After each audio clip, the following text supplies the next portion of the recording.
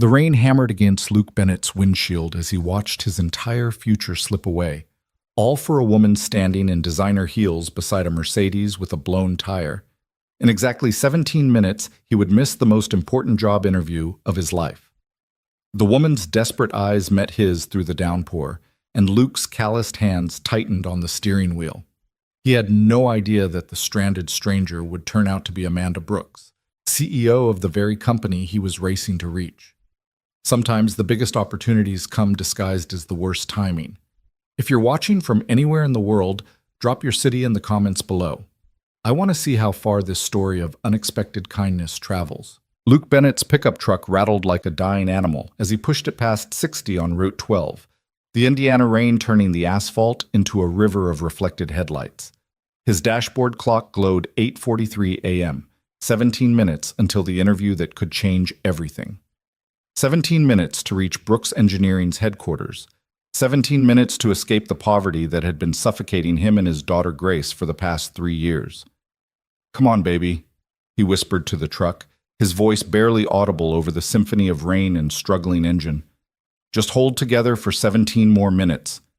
The suit jacket hanging behind him, borrowed from his neighbor Miguel, swayed with each pothole. Luke had pressed it 3 times that morning, trying to hide the fact that it was a size too large, trying to look like someone who belonged in the glass towers of Brooks Engineering instead of the trailer park on Maple Street.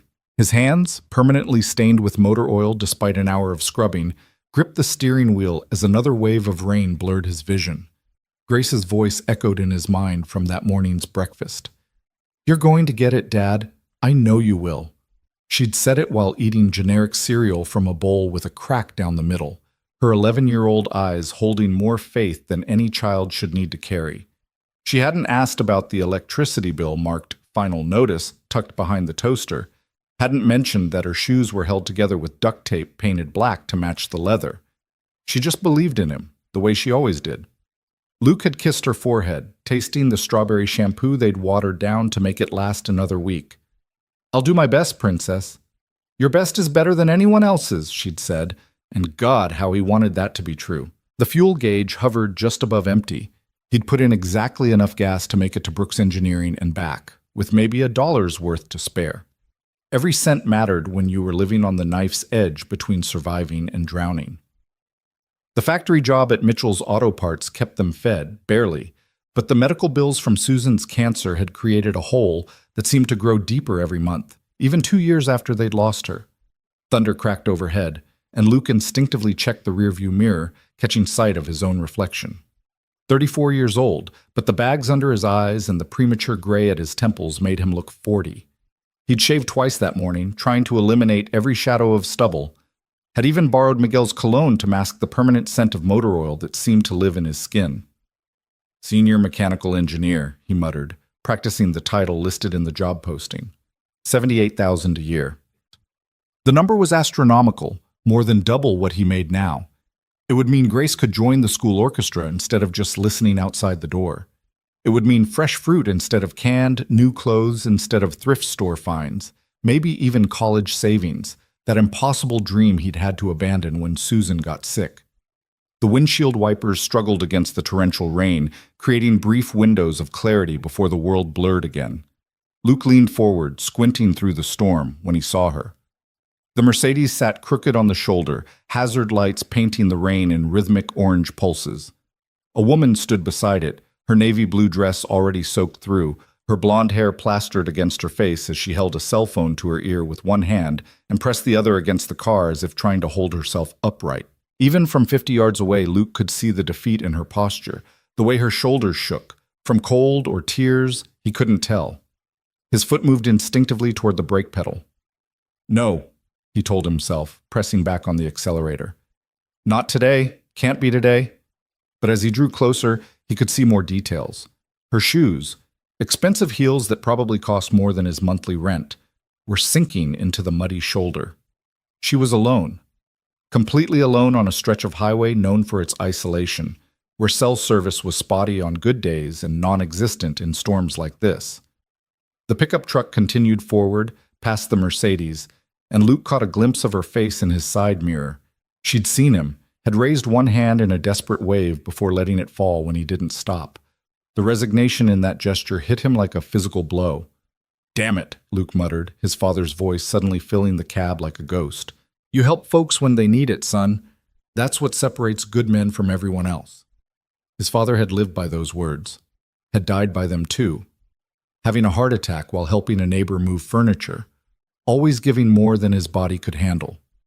But he died with dignity, with respect, with a funeral attended by hundreds whose lives he'd touched with simple acts of kindness. Luke checked the clock, 8:45 a.m., 15 minutes. He could make it.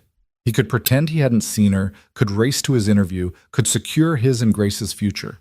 The rational part of his brain screamed at him to keep driving. This woman with her Mercedes and designer clothes would be fine. Someone else would stop. Someone who could afford to be late. But then he thought about Grace again, about what he was teaching her every day through his actions more than his words, about what kind of man he wanted her to see when she looked at him, about what Susan would have done. Susan, who used to pull over to help turtles cross the road, who gave their last $5 to homeless veterans, who believed that kindness was the only currency that really mattered. "God damn it all to hell," Luke said, already knowing what he was going to do, already signaling to turn around at the next break in the median. The U-turn took him back 2 minutes in the wrong direction. By the time he pulled up behind the Mercedes, his dashboard clock read 8:48 a.m., 12 minutes to the interview. It was 5 minutes back to the last exit, then 25 minutes to Brooks Engineering if he hit every light perfect, if traffic cooperated, if miracles existed for people like him. He wasn't going to make it. Luke killed the engine and sat for one moment, watching the woman through his rain-streaked windshield. She'd lowered her phone, was staring at his truck like she couldn't quite believe it was real. He pulled Susan's old raincoat from behind the seat. He'd kept it all these years, unable to part with something that still smelled faintly of her perfume, and stepped out into the storm. The rain hit him like 1,000 tiny fists, immediately soaking through his borrowed suit jacket. His dress shoes, polished to a mirror shine an hour ago, squelched in the mud as he approached the woman. "Ma'am," he called out over the rain, "you okay?"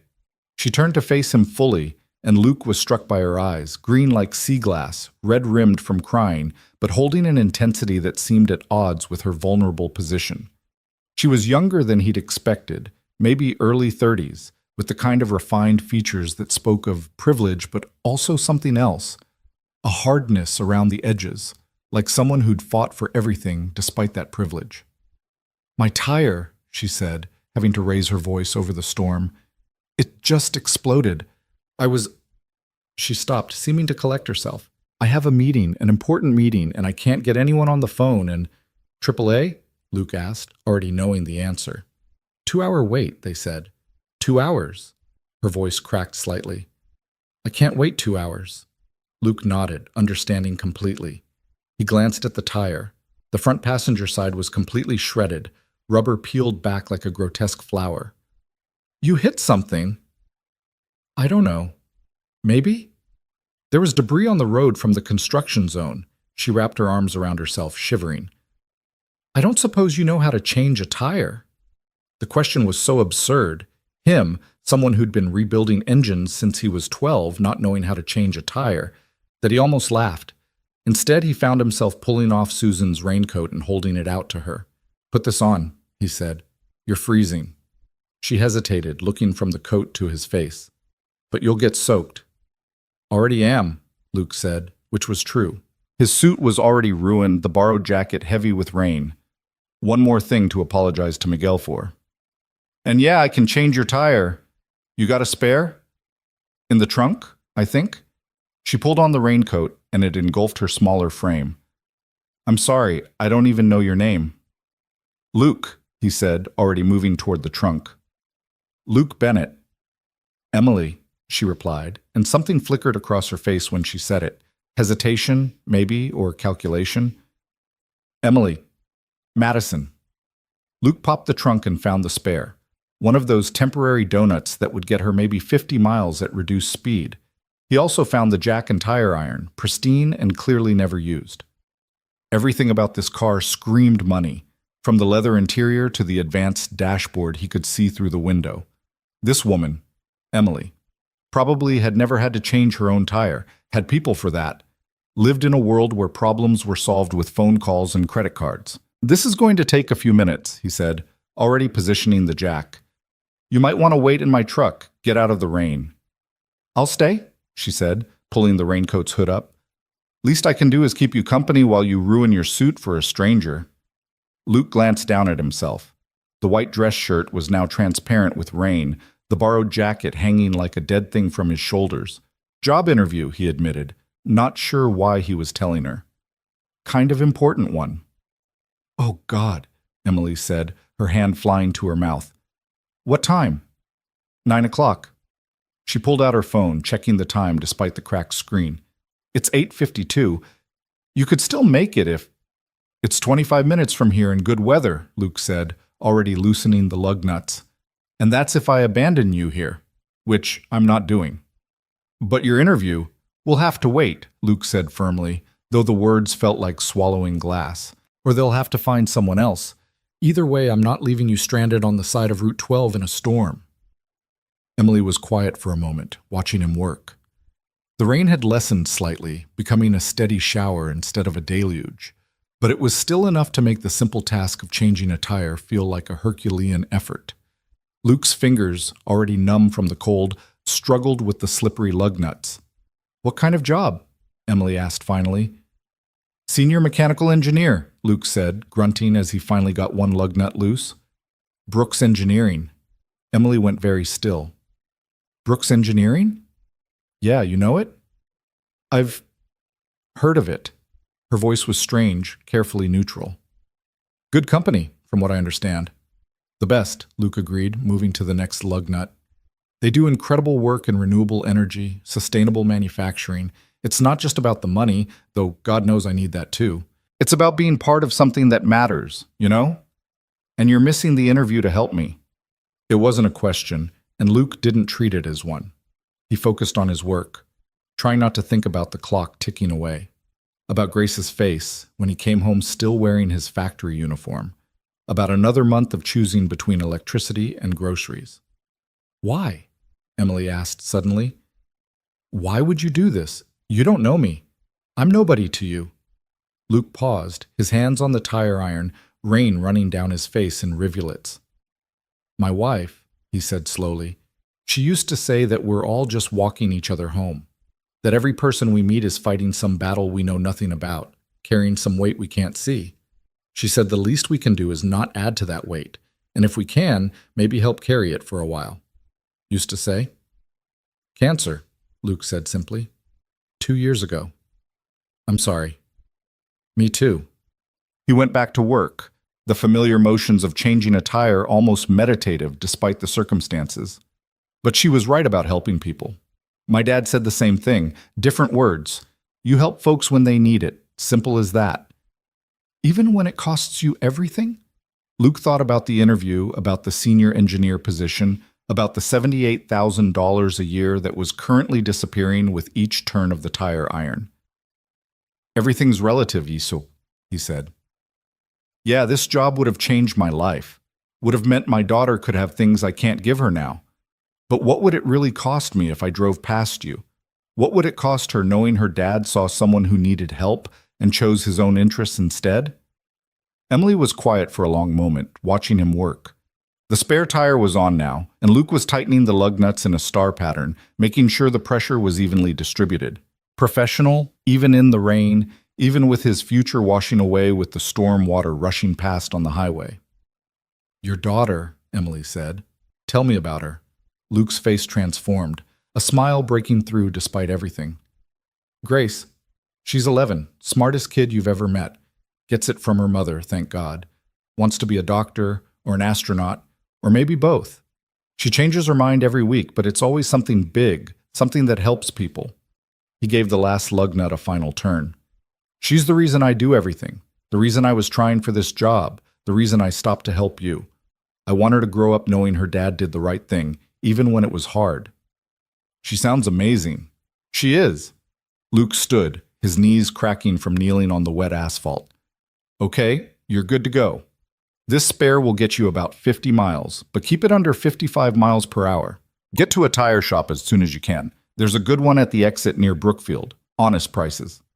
Emily stared at him, rain still falling between them. Luke, I don't know how to thank you. Don't need thanks, Luke said, collecting the flat tire and carrying it to her trunk. Just pay it forward sometime. Help someone else when they need it. He was turning to go back to his truck when Emily caught his arm. Her hand was small, but her grip was surprisingly strong. The interview, she said. Call them. Explain what happened. Any company worth working for would understand. Luke laughed, but it was bitter. You don't know corporate America very well. They've got 300 applications for this position. They don't need to understand anything. They'll just move on to the next person who showed up on time. You might be surprised, Emily said quietly. Brooks Engineering. From what I've heard, they value character. Character doesn't pay the electric bill, Luke said, then immediately felt bad for the harshness in his voice. Sorry, it's not your fault. This was my choice. Yes, Emily said with an odd intensity. It was, and that matters more than you might think. Luke didn't know what to say to that, so he simply nodded and headed back to his truck.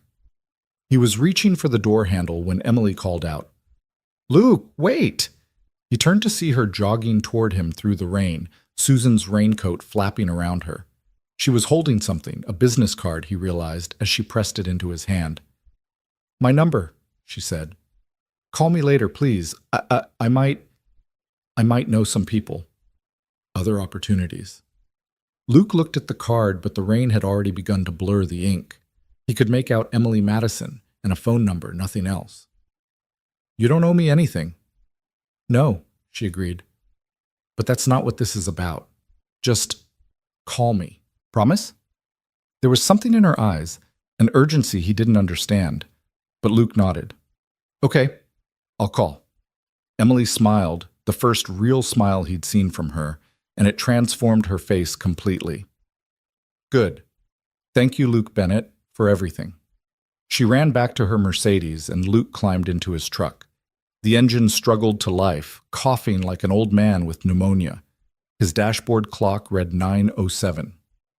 The interview had started 7 minutes ago. Even if he drove there now, he'd be almost 40 minutes late. It was over. Luke sat there for a moment, watching Emily's Mercedes pull carefully back onto the highway, the spare tire making it list slightly to one side. His suit was ruined. His shoes were probably ruined. Miguel's jacket was definitely ruined.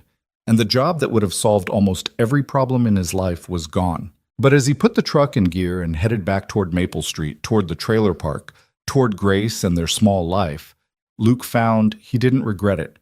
His father would have been proud. Susan would have been proud. And tonight, when he tucked Grace into bed, he could tell her he'd done the right thing. That had to count for something, even if he couldn't deposit it in the bank. The rain began to lighten as Luke took the exit toward home, not knowing that Emily Madison was actually Amanda Brooks, not knowing that she was already on the phone with her head of HR, not knowing that his act of kindness had just set in motion a chain of events that would change everything. He just drove home in his rattling truck, wet and tired and unemployed, but somehow, inexplicably, at peace with the choice he'd made. The clock on the dashboard clicked over to 9:15, and somewhere in a glass tower across the city, a conference room full of executives was learning exactly why Luke Bennett hadn't shown up for his interview. But Luke didn't know that. He just drove home to his daughter, to their small life, to the dignity of having done the right thing when it mattered most. The storm was passing, and through the breaking clouds, a single ray of sunlight illuminated the road ahead. Luke took it as a sign, not that everything would be okay, but that he'd chosen correctly. Sometimes the best decisions were the ones that cost you the most. Sometimes the right path was the one that led away from what you wanted and toward who you really were. As he pulled into the trailer park, Luke saw Miguel waiting on his porch, probably to ask about the interview. Luke would have to tell him about the jacket, would have to disappoint another person who'd believed in him. But Miguel would understand. That was the thing about people who'd struggled. They understood that sometimes you had to choose between success and soul, and that choosing soul, while it might leave you poor, never left you empty. Luke parked the truck and sat for one more moment, fingering the water-stained business card in his pocket. Emily Madison. Something about her had seemed familiar, but he couldn't place it. Maybe it was just the shared recognition of someone else fighting their own battles, carrying their own weight. Or maybe it was something else, something he wouldn't understand until later. But for now, Luke Bennett climbed out of his truck, ready to face his daughter, ready to explain why Daddy didn't get the job, but why that was okay, ready to continue their small life with its large love. He'd lost an interview, but he'd kept his integrity. In the ledger of things that mattered, Luke figured he'd come out ahead. The trailer door opened before he reached it, and Grace flew out, her face bright with expectation. "Dad, how did it—" She stopped, taking in his soaked appearance, his ruined suit, the defeat he thought he was wearing like a sign. But instead of disappointment, her face softened with understanding. "You helped someone," she said. It wasn't a question. "How did you—" "Because you're you," Grace said simply, wrapping her arms around his wet waist, not caring that he was soaking her school clothes. "That's what you do." Luke held his daughter tight, feeling the warmth of her against the cold that had settled into his bones. "I'm sorry, Princess. I know you were counting on this." Grace pulled back, looking up at him with those eyes that were so much like her mother's. "Mom used to say that good things happen to good people. Maybe not right away, but eventually. The universe keeps score." Your mother was an optimist. "And she was usually right," Grace countered. "Come on. You need to get dry. I made soup." "You made soup?" "Well, I opened a can and heated it up, but that counts." She tugged him toward the door. "And Dad? I'm proud of you for helping whoever you helped. That job wasn't worth changing who you are." Luke followed his daughter into their tiny home, marveling at the wisdom of an 11-year-old who understood what so many adults never learned. The interview was over, the opportunity gone, but standing in his small kitchen with his daughter ladling out tomato soup with crackers on the side, Luke felt richer than any salary could have made him. He pulled out the business card one more time, studying the smeared ink. Tomorrow, he'd call Emily Madison. Not because he expected anything, but because he'd promised. And Luke Bennett was a man who kept his promises, even when they cost him everything. Outside, the storm had completely passed, and afternoon sunlight streamed through the trailer's small windows, painting everything in gold. It was beautiful in its way. Not the beauty of glass towers and corporate offices, but the beauty of a life lived according to principles that mattered. The beauty of choosing others over yourself. The beauty of teaching your daughter through actions that some things were worth more than money. Luke changed out of his wet clothes and joined Grace at their small table, eating soup and listening to her talk about her school day, about her dreams, about everything except the failed interview. And in that moment, despite everything he'd lost, Luke Bennett felt like the richest man in Indiana. He had no way of knowing that across the city, Amanda Brooks was sitting in her executive office, staring at a computer screen displaying Luke Bennett's employment history, his credit report, his daughter's honor roll certificates pulled from social media, everything her considerable resources could find about the man who'd chosen kindness over opportunity. She was already planning her next move, already orchestrating the pieces that would bring Luke Bennett back into her orbit. But that was tomorrow's story.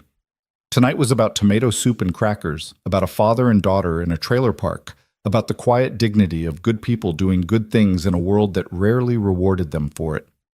Tonight was about the choice on Route 12, and the man who'd made it without hesitation, without regret, without knowing it would change everything. The evening settled around the trailer park like a comfortable blanket, and Luke Bennett closed his eyes for a moment, listening to Grace humming while she did her homework, feeling Susan's presence in the ordinary magic of their continuous life. He'd lost a job, but kept his soul. In the economy of the heart, that was a profitable trade. Tomorrow would bring new challenges, new bills, new worries. But tonight, Luke Bennett was exactly where he needed to be, exactly who he needed to be. The man who stopped in the rain, the man who helped, the man whose daughter could be proud of him even when he came home defeated. That had to be worth something. And it was, more than he could possibly imagine. The morning after the failed interview arrived like an unwelcome guest, gray and drizzling, matching Luke's mood as he stood at the kitchen counter making Grace's lunch. His hands moved automatically. Peanut butter on wheat bread, an apple that was slightly bruised but still good, a juice box he'd bought in bulk when they were on sale. The normal routine felt heavier today, weighted with the knowledge that nothing was going to change, that this was still their life, would continue to be their life. "Dad?" Grace appeared in the doorway, already dressed for school in jeans that were getting too short and a sweater that had belonged to one of Miguel's daughters. "You okay?" "Fine, princess. Just tired." Luke managed a smile, sealing her sandwich in a plastic bag that had been washed and reused so many times the zip barely held. "Did you call that lady yet? The one from yesterday?"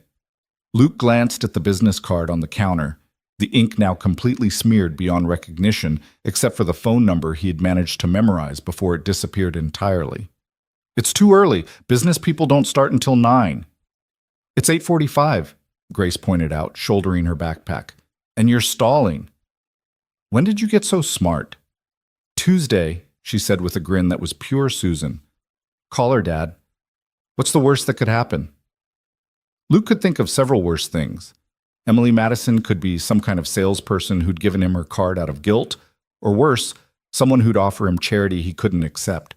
But he kissed Grace's forehead and promised, "I'll call." After walking Grace to the bus stop, watching until the yellow behemoth swallowed her up and rumbled away, Luke returned to the trailer and stared at his phone for a full 5 minutes. The factory didn't need him until the afternoon shift, which meant he had time to torture himself with possibilities that probably didn't exist. Finally, he dialed the number. "Amanda Brooks' office. How may I direct your call?" Luke nearly dropped the phone. "I'm sorry, I must have the wrong number. I was trying to reach Emily Madison." There was a pause on the other end. "May I ask who's calling?" "Luke Bennett. She gave me her card yesterday." "Oh, Mr. Bennett, yes. Ms. Brooks has been expecting your call. Please hold." Before Luke could process what was happening, classical music filled his ear. Vivaldi, he thought, though his knowledge of classical music came entirely from Susan's old CDs. His mind raced. Amanda Brooks, the CEO of Brooks Engineering. But the woman had said her name was Emily Madison. Why would... "Luke?" The voice was familiar, the same one from yesterday, but somehow different, more authoritative, less vulnerable. "Thank you for calling." "I'm confused," Luke said honestly. "The receptionist said Amanda Brooks, but you told me your name was Emily Madison." A sigh traveled through the phone. "I owe you an explanation, and an apology. Could you come to my office today, Brooks Engineering headquarters, the same place you were supposed to interview yesterday?" "Why?" The word came out harsher than he intended. "Is this some kind of game? Rich CEO pretends to be stranded to test the help?" "It wasn't a game," Amanda, because that's who she really was, said quietly. "I was genuinely stranded. The tire genuinely blew out. I genuinely needed help. The only lie was my name, and that's complicated. Please, Luke, let me explain in person. I promise it will be worth your time. I have work at 2. Real work, at a real job where real people depend on me. I understand. Could you come now? I'll make sure you're out by 1:30. Luke wanted to hang up, wanted to tell Amanda Brooks or Emily Madison or whoever she was to go to hell. But he thought about Grace, about the electric bill, about the fact that his truck needed new brake pads he couldn't afford. Pride was a luxury for people with savings accounts. "Fine," he said, "but I'm coming in my work clothes. The suit you saw yesterday was borrowed and it's ruined now." "Come as you are," Amanda said. "That's actually perfect." An hour later, Luke stood in the marble lobby of Brooks Engineering, feeling like a fraud in his cleanest jeans and the least stained work shirt he owned. The security guard who checked his ID looked skeptical, but a quick phone call cleared his access, and soon Luke was rising in an elevator that moved so smoothly he barely felt it. The executive floor was everything he'd imagined and more. Floor-to-ceiling windows offering a view of the city, modern art that probably cost more than his trailer, the kind of hushed atmosphere that spoke of serious money and serious power. The receptionist, a polished woman in her 50s, smiled at him warmly despite his appearance. "Mr. Bennett, Ms. Brooks is waiting for you, right through there." The office door was already open, and Luke stepped through to find Amanda Brooks standing by the windows, her back to him. She wore a cream-colored suit that looked like it had been sewn directly onto her body, her blonde hair pulled back in a style that was professional but softer than he would have expected. When she turned, he saw the same green eyes from yesterday, but everything else was different. The vulnerability was gone. replaced by the kind of confidence that came from running a multi-million-dollar company. Luke, thank you for coming. Should I call you Emily or Amanda? Amanda? Emily was my mother's name. I use it sometimes when I don't want to be the CEO, when I just want to be a person. She gestured to a sitting area with leather chairs that looked more expensive than his truck. Please, sit. Luke remained standing. Why am I here? Because you missed your interview yesterday to help me. Because that interview was important to you and you chose to help a stranger instead. Anyone would have... No, Amanda interrupted. They wouldn't have. Do you know how many cars passed me before you stopped? 17. I counted. 17 people who saw a woman stranded in the rain and kept driving. You were the only one who stopped. So what, this is guilt? You feel bad that I missed the interview, so you're going to what? Give me a consolation prize? Amanda's eyes flashed. I don't do consolation prizes, Mr. Bennett, and I don't make business decisions based on guilt. Sit down, please. This time Luke sat, though he perched on the edge of the chair as if ready to bolt. Amanda took the chair across from him, crossing her legs and studying him with an intensity that made him want to check if his shirt was buttoned correctly. Tell me about your daughter, she said unexpectedly. What? Your daughter, Grace. Tell me about her. How do you know her name? I had HR pull your file after I got back yesterday. You've applied to Brooks Engineering 3 times in the last 2 years.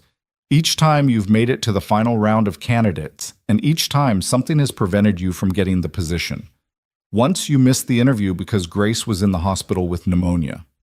Another time you declined the offer because it would have required relocating and you couldn't move Grace away from her support system so soon after losing her mother. Amanda leaned forward slightly. A pattern emerges. You consistently choose people over profit, relationships over advancement.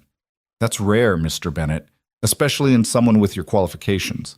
My qualifications are a community college degree and 15 years of fixing other people's mistakes.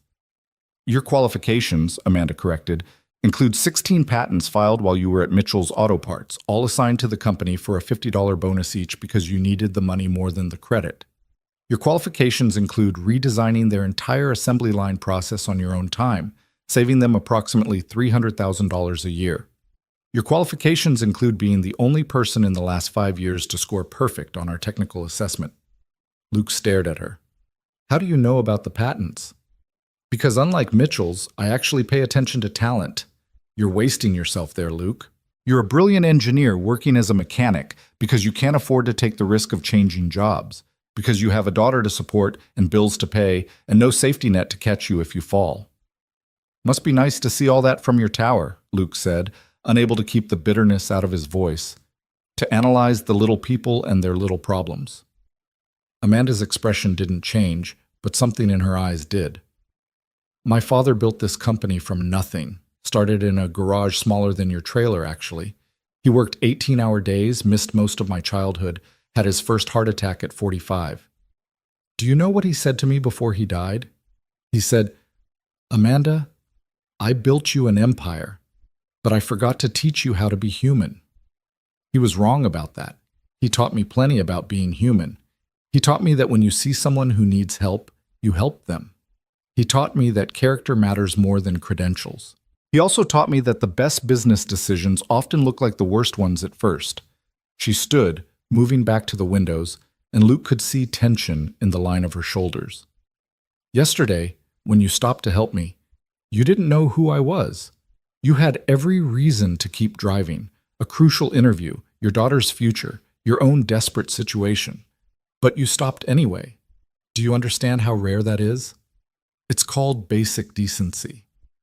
Exactly. Amanda turned back to him. And basic decency is the one thing I can't teach, can't train, can't buy. Skills can be learned, experience can be gained. But character? Character is what you are when no one's watching, when it costs you everything, when there's no reward waiting at the end. Luke shifted uncomfortably. So what are you saying? I'm saying that the position you interviewed for, would have interviewed for, has been filled. We hired someone yesterday afternoon. The words hit Luke like a physical blow.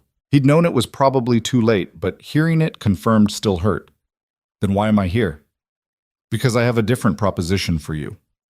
Amanda returned to her chair, and now her whole demeanor changed, becoming more animated, more engaged. I'm creating a new position, Director of Manufacturing Innovation. It's not an engineering role exactly. It's bigger than that. I need someone who understands both the technical side and the human side of manufacturing. Someone who can look at our processes and see not just how to make them more efficient, but how to make them more humane. Someone who understands what it's like to be on the factory floor, living paycheck to paycheck, trying to maintain dignity while feeding a family. Luke's mouth had gone dry. I don't understand. I've been trying to bridge the gap between our executive level and our manufacturing teams for years. Every consultant I hire comes in with their MBA and their theories, and they have no idea why their brilliant ideas fail when implemented. It's because they don't understand the reality of the people actually doing the work. But you do? You've lived it. You want to hire me because I'm poor? I want to hire you because you're brilliant and you're poor, Amanda corrected. Because you have the technical skills to innovate and the life experience to understand impact.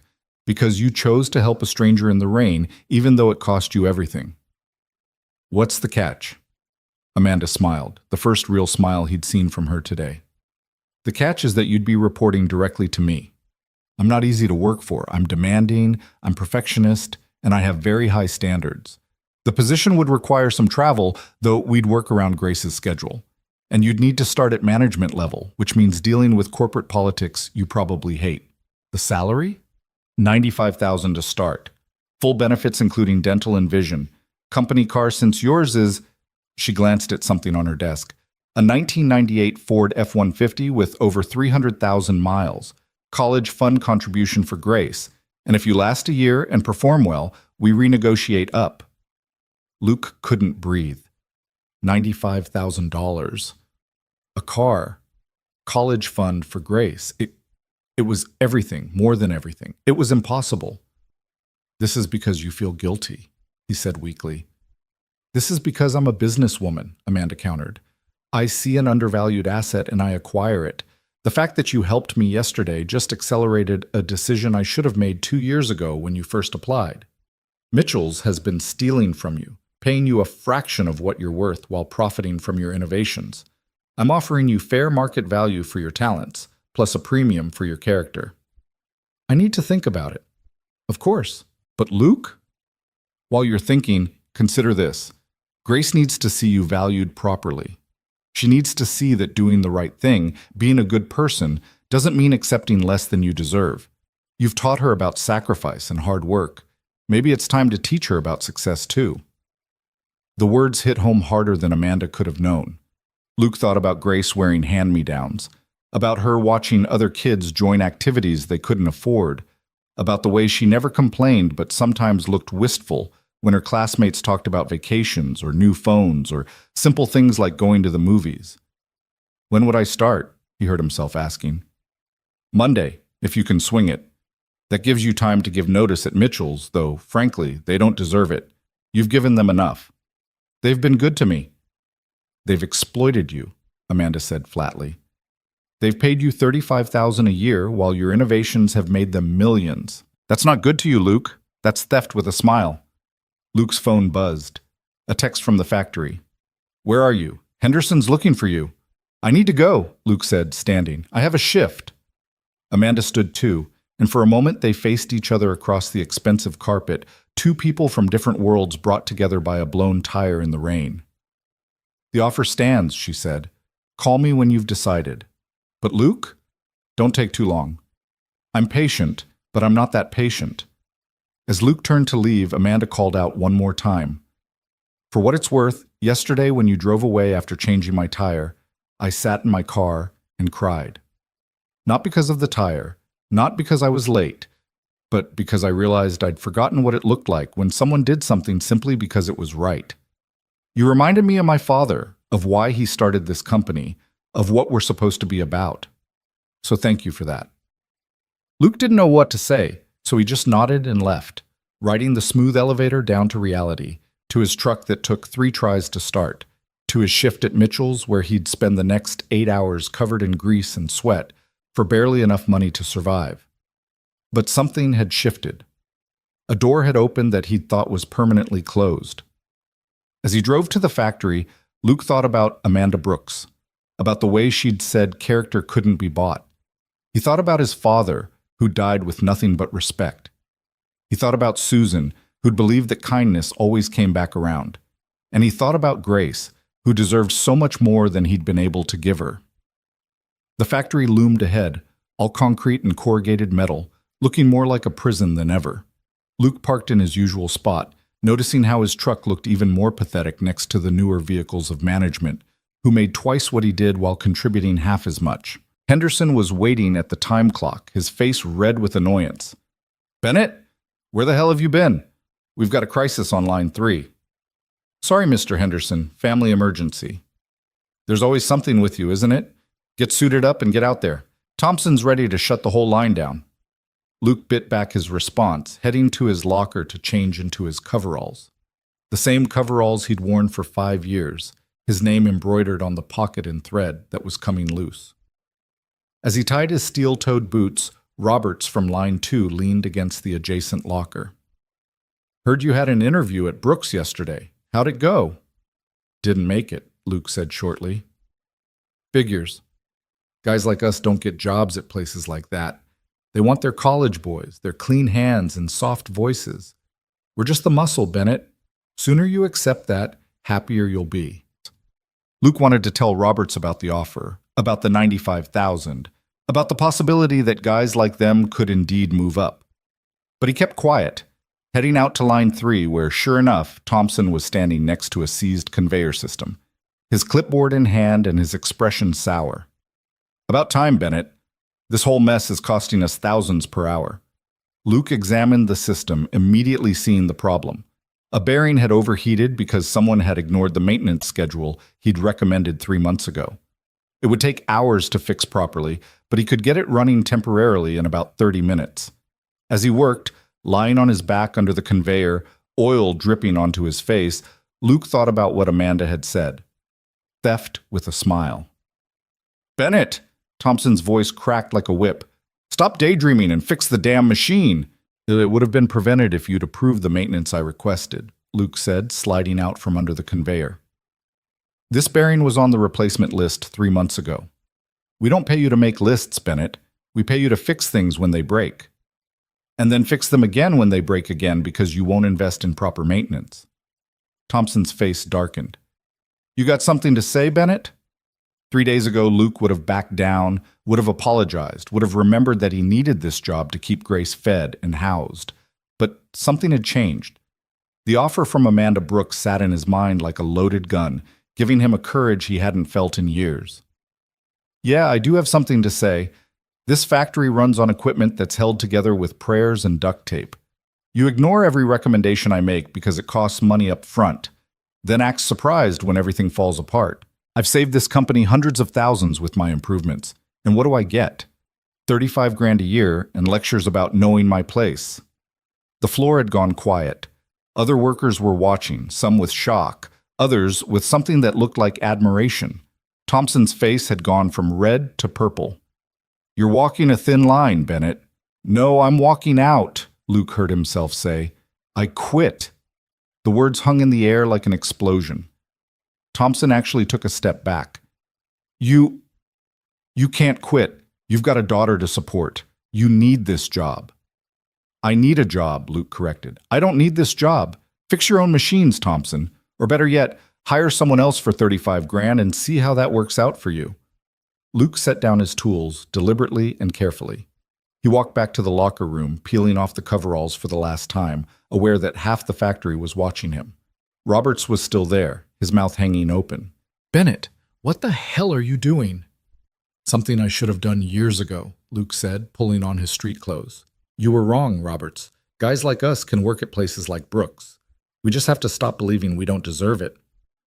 As he walked out of Mitchell's Auto Parts for the last time, Luke felt a mix of terror and exhilaration. He had no backup plan if Amanda Brooks rescinded her offer.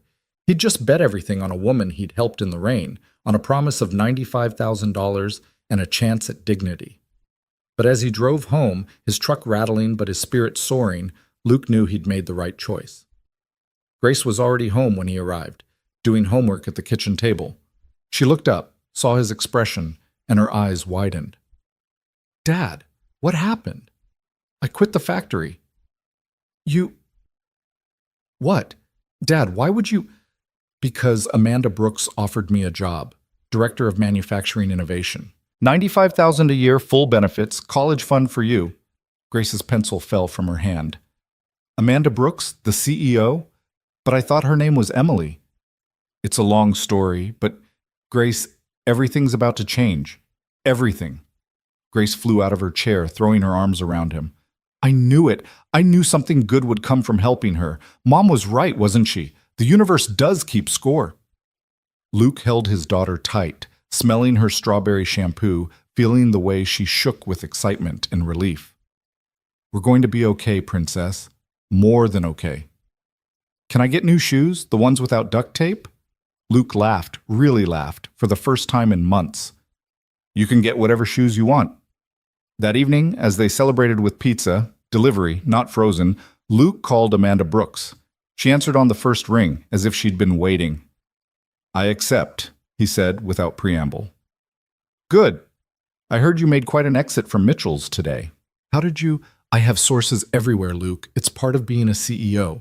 I'm proud of you for standing up to them. It was long overdue. I might have burned that bridge pretty thoroughly. Some bridges need burning. Monday morning, 9 o'clock. Come to the executive entrance. Your ID badge and parking pass will be waiting. Amanda, thank you for all of this. Don't thank me yet. I told you I'm demanding. You might hate me in a month. I doubt that. We'll see. Oh, and Luke, bring Grace to the office sometime next week. I'd like to meet her properly. Any daughter who inspired such loyalty must be extraordinary. After Luke hung up, he found Grace staring at him with shining eyes. We're really going to be okay, aren't we, Dad? Yeah, Princess. We really are. That night, Luke stood outside the trailer, looking up at the stars. Somewhere he felt Susan smiling. She'd always believed that kindness came back around, that good things happened to good people. It had taken longer than expected, had come in a form he never could have imagined, but she'd been right. The next morning, Saturday, Luke woke to someone knocking on the trailer door. He opened it to find a man in a suit holding a set of car keys. Mr. Bennett, I'm from Brooks Engineering. Ms. Brooks asked me to deliver your company vehicle. Luke followed the man outside to find a brand new Ford Explorer, navy blue with leather interior and all the bells and whistles he'd only seen in commercials. Grace came running out in her pajamas, circling the vehicle with awe. This is ours? Company car, Luke corrected, though he was as amazed as she was. But yeah, we get to use it. The man handed over the keys and a folder of paperwork. Insurance is covered by the company. Maintenance, too. Ms. Brooks said to tell you that reliable transportation is essential for your position. After the man left, Luke and Grace sat in the Explorer, running their hands over the leather seats, playing with the radio, adjusting the mirrors. It still smelled new, like possibility and fresh starts. Grace was practically bouncing in the passenger seat. Can we drive somewhere? Anywhere? Where do you want to go? The mall? We could look at clothes for your new job. And maybe shoes for me. Luke started the engine, which purred instead of coughing, and backed out smoothly. No rattling, no smoke, no prayers needed. As they drove through the trailer park, neighbors stopped to stare. Miguel actually dropped his coffee mug. At the mall, Luke bought Grace 3 pairs of shoes, sneakers for school, dress shoes for special occasions, and pink boots just because she loved them. He bought himself 2 suits, real ones that fit properly, and several dress shirts that didn't come from the thrift store. The total made him nervous until he remembered his new salary, remembered that this was his life now. Dad, Grace said as they ate lunch in the food court, her new shoes and bags around their feet, do you think Mom knows about all this? I think she does, Princess. I think she's probably pretty happy right now.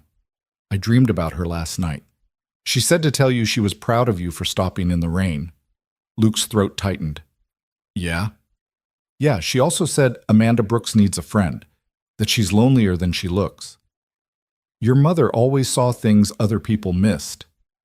That evening, Luke started getting ready for Monday, reading through the packet Amanda's assistant had sent over about Brooks Engineering, about their commitment to sustainable manufacturing, about their vision for the future. It was everything he dreamed of being part of, and now it was really happening. Sunday afternoon, Grace helped him pick out his outfit for the first day. The navy suit, she decided, with the light blue shirt. You look important in that one. I don't feel important. You will, Grace said confidently. Amanda Brooks saw what everyone else missed. That makes her pretty smart. That night, Luke couldn't sleep. He stood at the window watching the trailer park settle into darkness, knowing this was probably their last few months here. Once he'd established himself at Brooks, once the paychecks started coming, they could move to a real house, in a neighborhood with sidewalks and good schools, where Grace could have friends over without being embarrassed. His phone buzzed with a text from an unknown number. When he opened it, he found a message from Amanda. Stop overthinking. You're going to be brilliant. See you in the morning. Luke smiled, wondering how she'd known he was awake, worrying. Maybe successful CEOs had a sixth sense about these things. Or maybe she was awake too, thinking about the gamble she'd taken on a mechanic who'd stopped to change her tire. The clock ticked past midnight, officially making it Monday.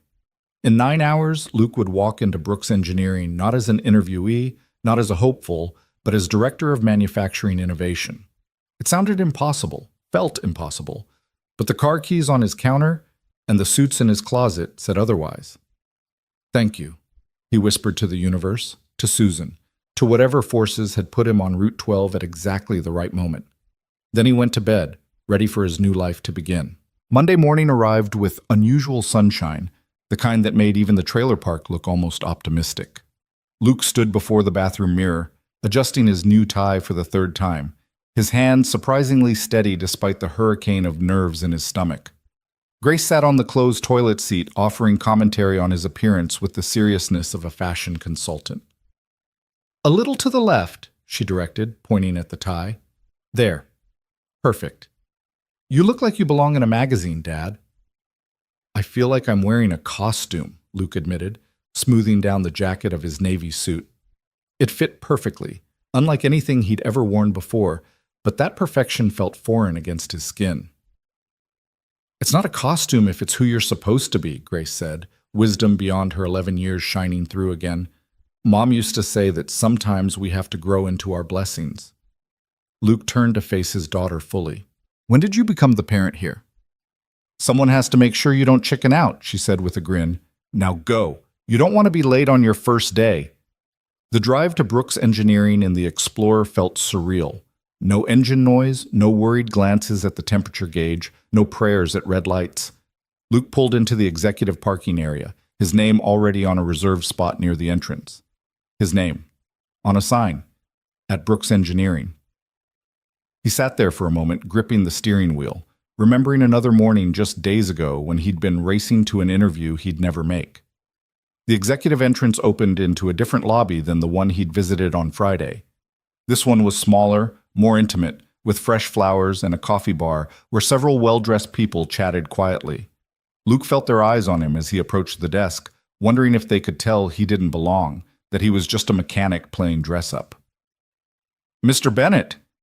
The receptionist, a different one from Friday, smiled warmly. Ms. Brooks is expecting you. I'm Patricia. I'll be one of your administrative contacts. Here's your badge, your laptop, and your company phone. Ms. Brooks asked that you come straight to conference room A on the 20th floor. Luke juggled the items, the laptop alone worth more than he'd made in a month at Mitchell's. The badge had his photo from the application, but underneath it read Director Manufacturing Innovation in bold letters. It felt like fiction. The 20th floor hummed with purposeful energy. People moved through the hallways with the kind of confidence that came from knowing they mattered, that their work meant something. Luke found Conference Room A, a glass-walled space with a view that stretched to the horizon. Amanda was already there, along with 5 other people who looked up as he entered. Luke, perfect timing. Amanda stood and the others followed suit. Everyone, this is Luke Bennett, our new Director of Manufacturing Innovation. Luke, meet your team. The introductions blurred together. Jennifer from Quality Control, Marcus from Engineering, David from Operations, Sarah from Finance, and Tom from Human Resources. They all smiled, shook his hand, but Luke caught the skepticism in some of their eyes. He was an unknown, an outsider, someone Amanda had apparently plucked from nowhere. Luke comes to us from the manufacturing floor, Amanda said, and Luke noticed she didn't mention Mitchell's specifically. He brings a perspective we desperately need, someone who understands the reality of production, not just the theory. His first assignment is to evaluate our Southside facility. We're hemorrhaging efficiency there, and traditional approaches have failed. The union situation makes it complicated, Tom said carefully, his eyes on Luke. They're resistant to any changes, especially from management. Which is why Luke is perfect for this, Amanda said. He's not traditional management. Luke, I want you to spend the first week at Southside, on the floor, talking to the workers, understanding their challenges. Don't go in with solutions. Go in with questions. Marcus leaned forward. With all due respect, Ms. Brooks, we've had consultants observe the floor before. The workers just see it as spy tactics. I'm not a consultant, Luke said, finding his voice. Up until Friday, I was one of them. 15 years on a factory floor dealing with equipment held together with hope and zip ties, fighting for every maintenance dollar, watching good ideas die because someone in an office thought they knew better. The room went quiet. Amanda's smile was small but satisfied. Exactly, she said. Luke, Marcus will give you the Southside files, but I don't want you prejudiced by our previous reports. Trust your instincts. See what we're missing. After the meeting, Amanda asked Luke to stay behind. Once alone, her professional mask slipped slightly. How are you doing? Really? Terrified, Luke admitted. Those people have MBAs, decades of corporate experience. I have a community college degree and grease under my fingernails that won't come out no matter how hard I scrub. Good. Stay terrified. The day you get comfortable is the day you become like them, blind to what actually matters. Amanda moved to the window, looking out at the city. My father started this company with his hands, Luke.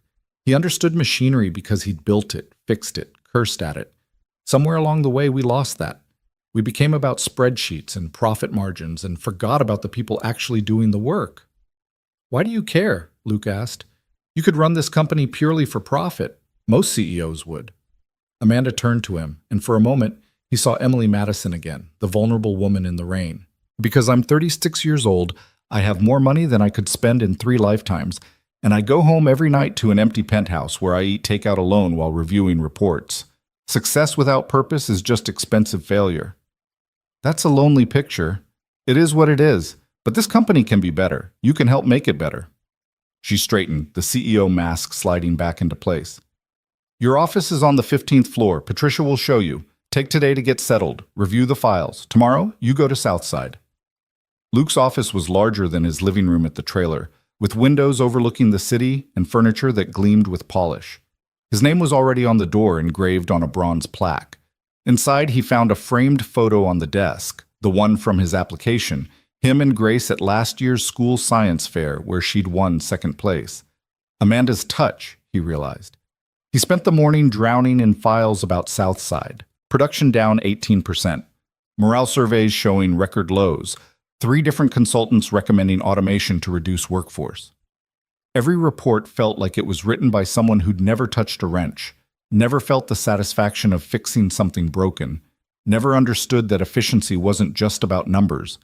It was about people feeling valued enough to care. His company phone rang just after lunch. Grace's school. Mr. Bennett, this is Principal Morrison. There's been an incident with Grace. Luke's heart stopped. Is she okay? She's fine, physically, but she got into an altercation with another student. We need you to come in. Luke grabbed his keys, stopping at Patricia's desk. I need to go to my daughter's school. Emergency. Of course. Do you need anything? Just, if Ms. Brooks asks, I'll handle it. Go.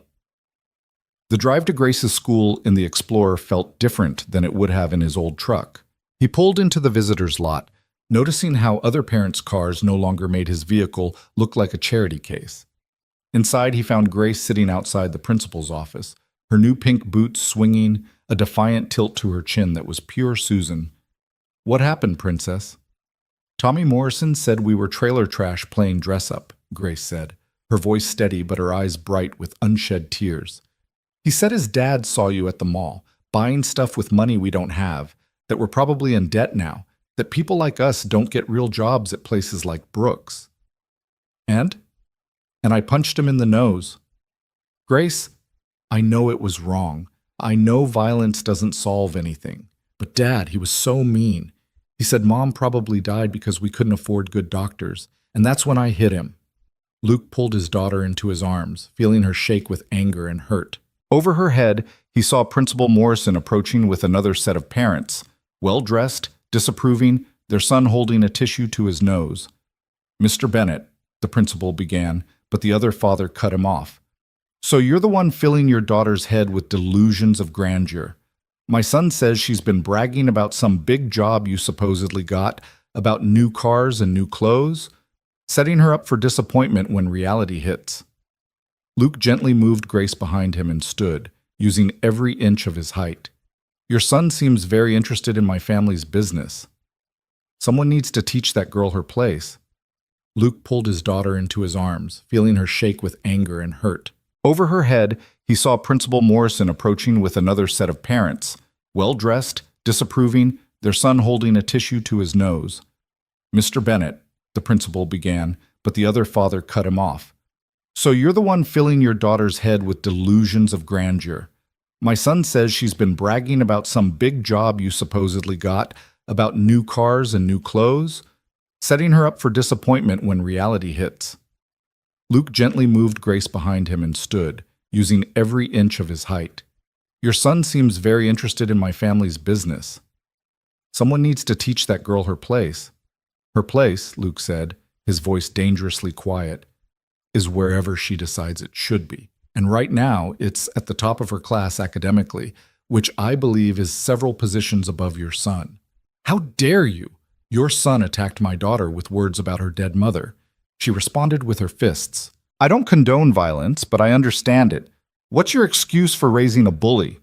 Principal Morrison stepped between them. Gentlemen, please, Mr. Morrison, Mr. Bennett, both children were wrong. Grace will serve 2 days of in-school suspension for fighting. Tommy will serve the same for bullying and inappropriate comments. This is outrageous, Mr. Morrison sputtered. My son was assaulted. Your son was held accountable, the principal said firmly. Something that perhaps should happen more often. After the Morrisons stormed out, Principal Morrison turned to Luke.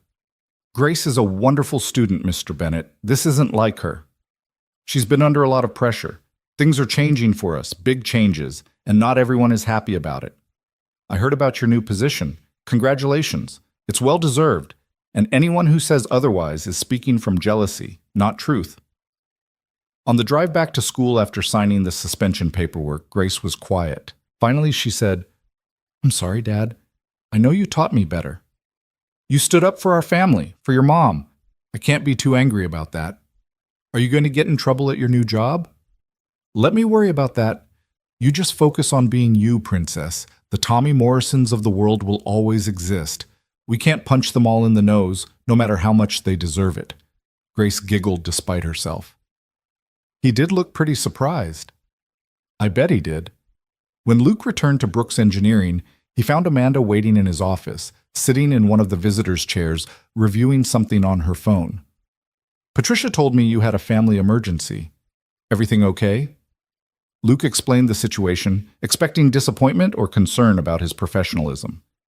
Instead, Amanda laughed, actually laughed, the sound transforming her face. She punched him? Good for her. I'm supposed to be discouraging violence. You're supposed to be raising a strong young woman who knows her worth. Sounds like you're doing exactly that. Amanda stood, smoothing her skirt, though maybe teach her about plausible deniability. Lawyers are expensive. Speaking from experience? I once threw a stapler at a board member who suggested I was only CEO because I was my father's daughter. I was 28, newly appointed, and terrified they were right. She moved toward the door, then paused. Bring Grace by this week. I'd like to meet the girl who defends her family with such ferocity. That evening, as Luke helped Grace with her homework, she'd have plenty of time to complete it during suspension, his phone rang. Unknown number. Bennett, this is Jim Mitchell, Luke's former boss. He tensed. Mr. Mitchell, I heard about your exit on Friday. Also heard Amanda Brooks snatched you up. Smart woman. Smarter than me, apparently. Sir? I'm calling to apologize, Bennett. You were right about everything. The maintenance, the improvements, the patents we basically stole from you. Thompson wants to fire you retroactively to avoid paying your last check, but that's not happening. In fact, there's a bonus coming. Not much, but it's something. Luke was speechless. Jim Mitchell had never apologized to anyone in the 20 years Luke had known of him. Also, Mitchell continued, if things don't work out at Brooks, you'll always have a place here. A better place. The place you should have had years ago. Thank you, sir. That means a lot. Take care of yourself, Bennett, and that daughter of yours. She's got a hell of a right hook from what I heard. How did you... Small town, big mouths. Tommy Morrison's father is my golf buddy. He's furious, but privately, I think the kid had it coming. After Mitchell hung up, Luke sat staring at his phone.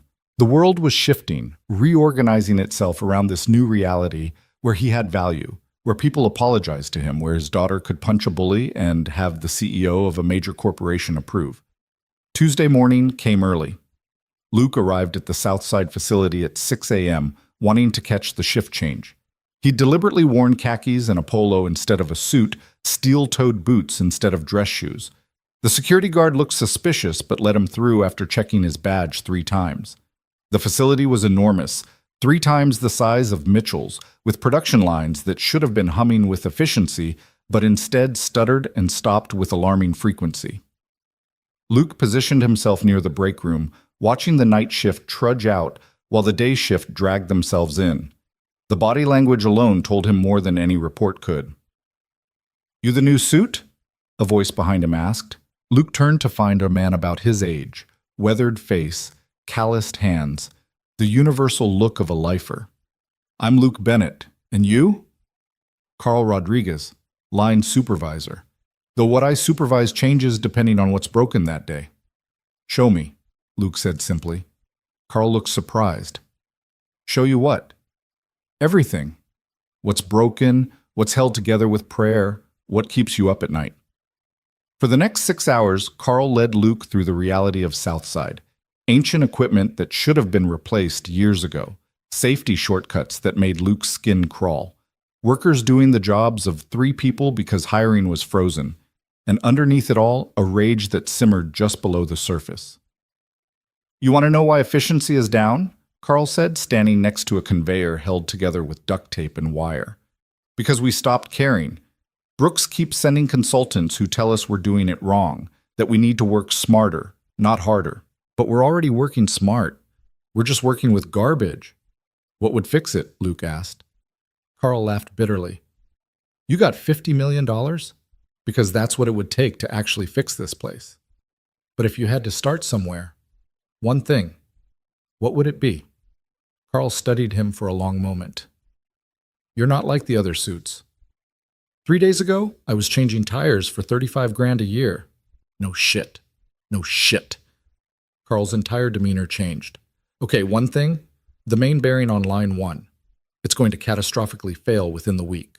When it does, it'll take out half the line, maybe hurt someone. We've been reporting it for 3 months. Nothing. Show me the reports. Carl pulled out a battered folder, pages of maintenance requests, all denied or deferred. Luke photographed each one with his company phone. I'll be back, Luke said. Sure you will.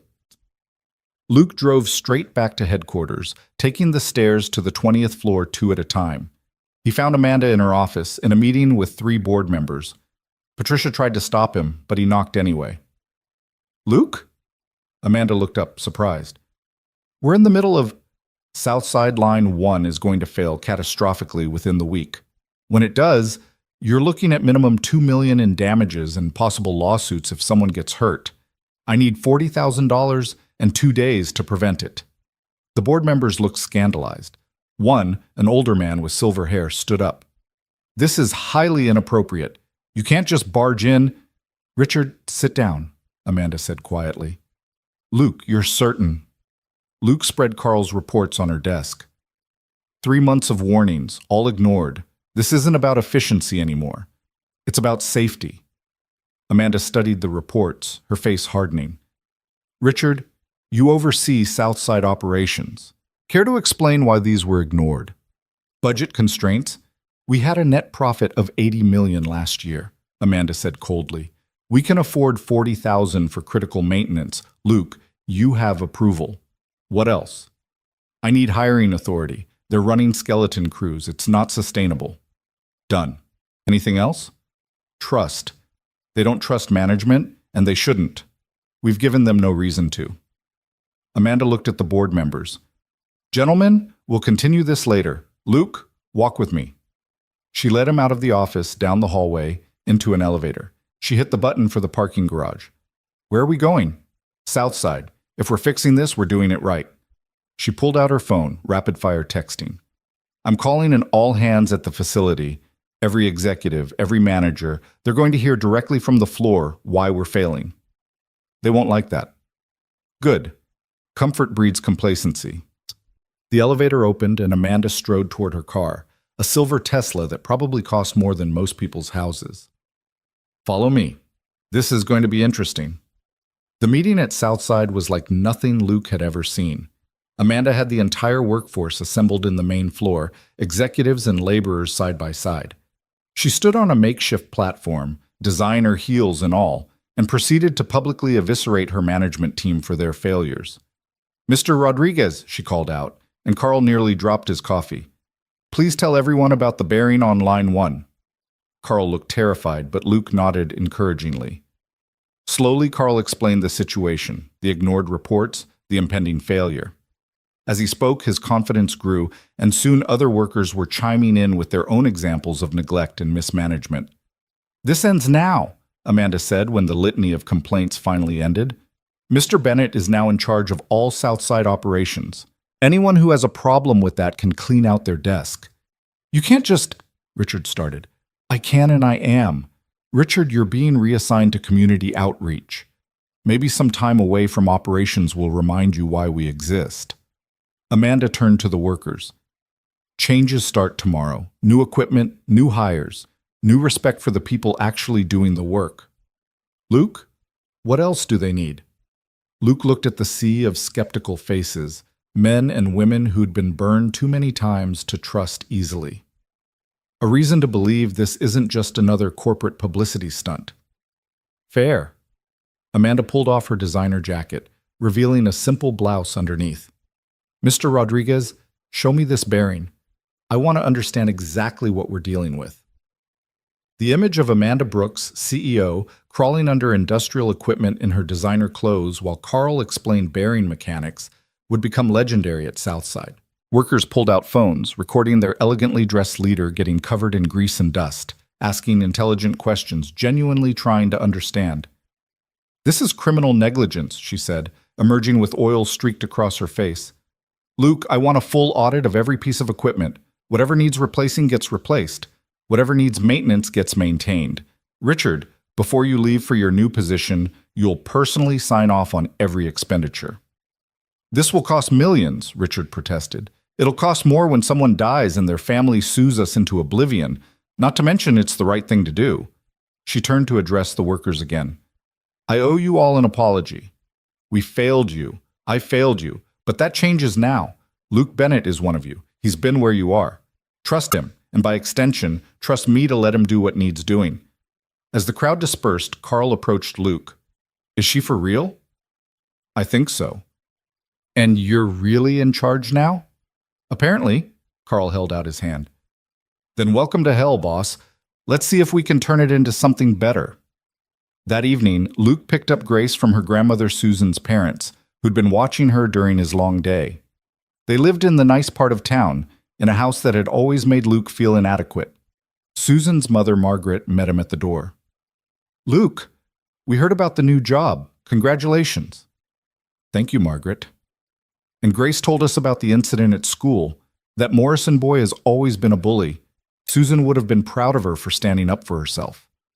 The unexpected support made Luke's throat tight. Susan's parents had never quite approved of him, the mechanic who'd stolen their college-bound daughter. But here was Margaret, offering understanding. Grace appeared, backpack in hand, chattering excitedly about her day with her grandparents. As they walked to the Explorer, Margaret called out, Luke, Susan would be proud of you too, for all of it. On the drive home, Grace was full of questions about Southside, about Amanda, about the changes happening so fast they barely seemed real. Is Ms. Brooks pretty? Grace asked suddenly. What? Why does that matter? Just wondering. You said she's lonely. Maybe she needs a friend. Grace, I'm just saying you're lonely too sometimes. I see it. I have you. That's all I need. That's sweet, Dad, but also not true. Mom wouldn't want you to be alone forever. Can we not have this conversation when you're 11? I'll be 12 in 3 months, practically a teenager. Luke groaned, but he was smiling. The truth was, Amanda had been occupying his thoughts more than was strictly professional. The way she'd looked crawling under that equipment, passionate about fixing things, about doing right by the workers. It was attractive in a way that had nothing to do with her obvious physical beauty. His phone rang as they pulled into the trailer park. Amanda. Luke? How did the rest of the day go after I left? Good. Carl has the crew believing change might actually happen. The bearing will be replaced Thursday. Excellent. Listen, I have a favor to ask. There's a dinner tomorrow night. Potential investors. I need someone who can speak to our manufacturing improvements, but in a way that actually makes sense. Will you come? I don't know anything about investor dinners. You know about fixing things that are broken. That's all this is. Plus, it would be good for them to see that Brooks is evolving, bringing in new perspectives. What's the dress code? Black tie, but don't panic. I'll have something sent to your office. Amanda, please, Luke. I need someone there who isn't just another suit. Someone real. The vulnerability in her voice decided it. Okay. But if I use the wrong fork, that's on you. There are usually 4 forks. Start from the outside and work your way in. 4? What could possibly require 4 forks? Amanda's laugh was warm through the phone. Welcome to my world, Luke. Ridiculous etiquette and tiny portions that cost more than most people's rent. Sounds terrible. It is. That's why I need you there, to remind me why we do this, why it matters. After they hung up, Luke found Grace smiling at him knowingly. What? She likes you. She's my boss. So? You like her too. I can tell. Grace, it's complicated. Adults always say that when it's actually simple. You're nice. She's nice. You're both sad sometimes. Maybe you could be less sad together. The wisdom of children, Luke thought. If only it were that simple. But as he got Grace ready for bed, he found himself thinking about Amanda's laugh, about the way she'd looked with grease on her face, about how she'd stood up for the workers at Southside. Maybe Grace was right. Maybe it was simpler than he thought. Wednesday brought new challenges at Southside. The bearing replacement went smoothly, but Luke discovered 3 other critical failures waiting to happen.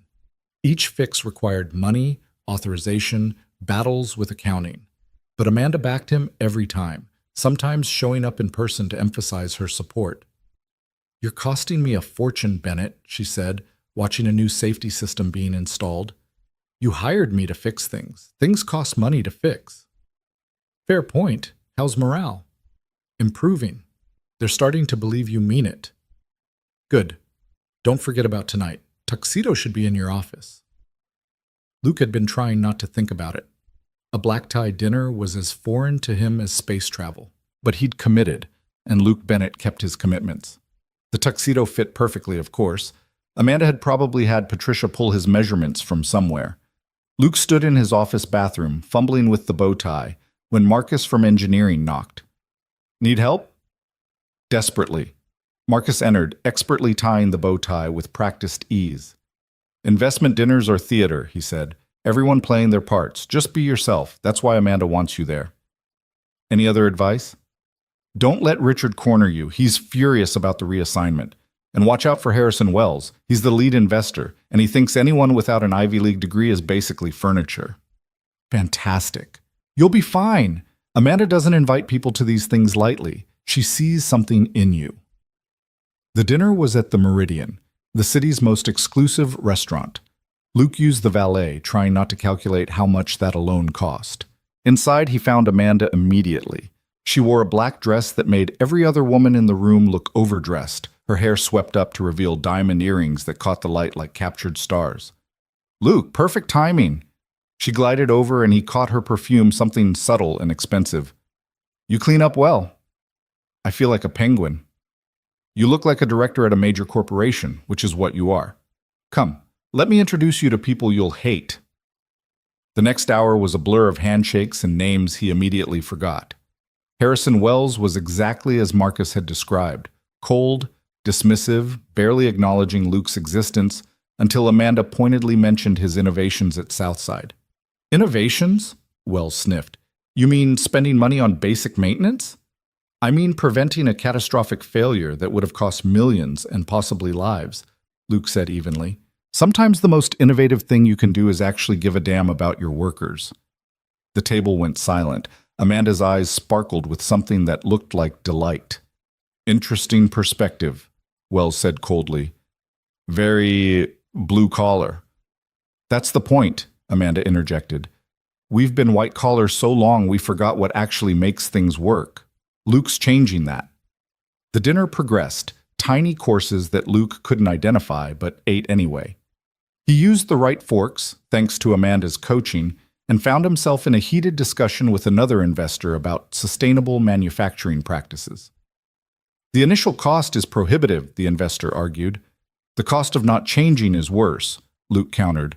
Every worker who gets injured because we cheaped out on safety, every machine that fails because we deferred maintenance, every good employee who quits because they're not valued, that's the real cost. It doesn't show up on quarterly reports, but it's killing companies like ours. You speak passionately for someone who's been in management for 3 days.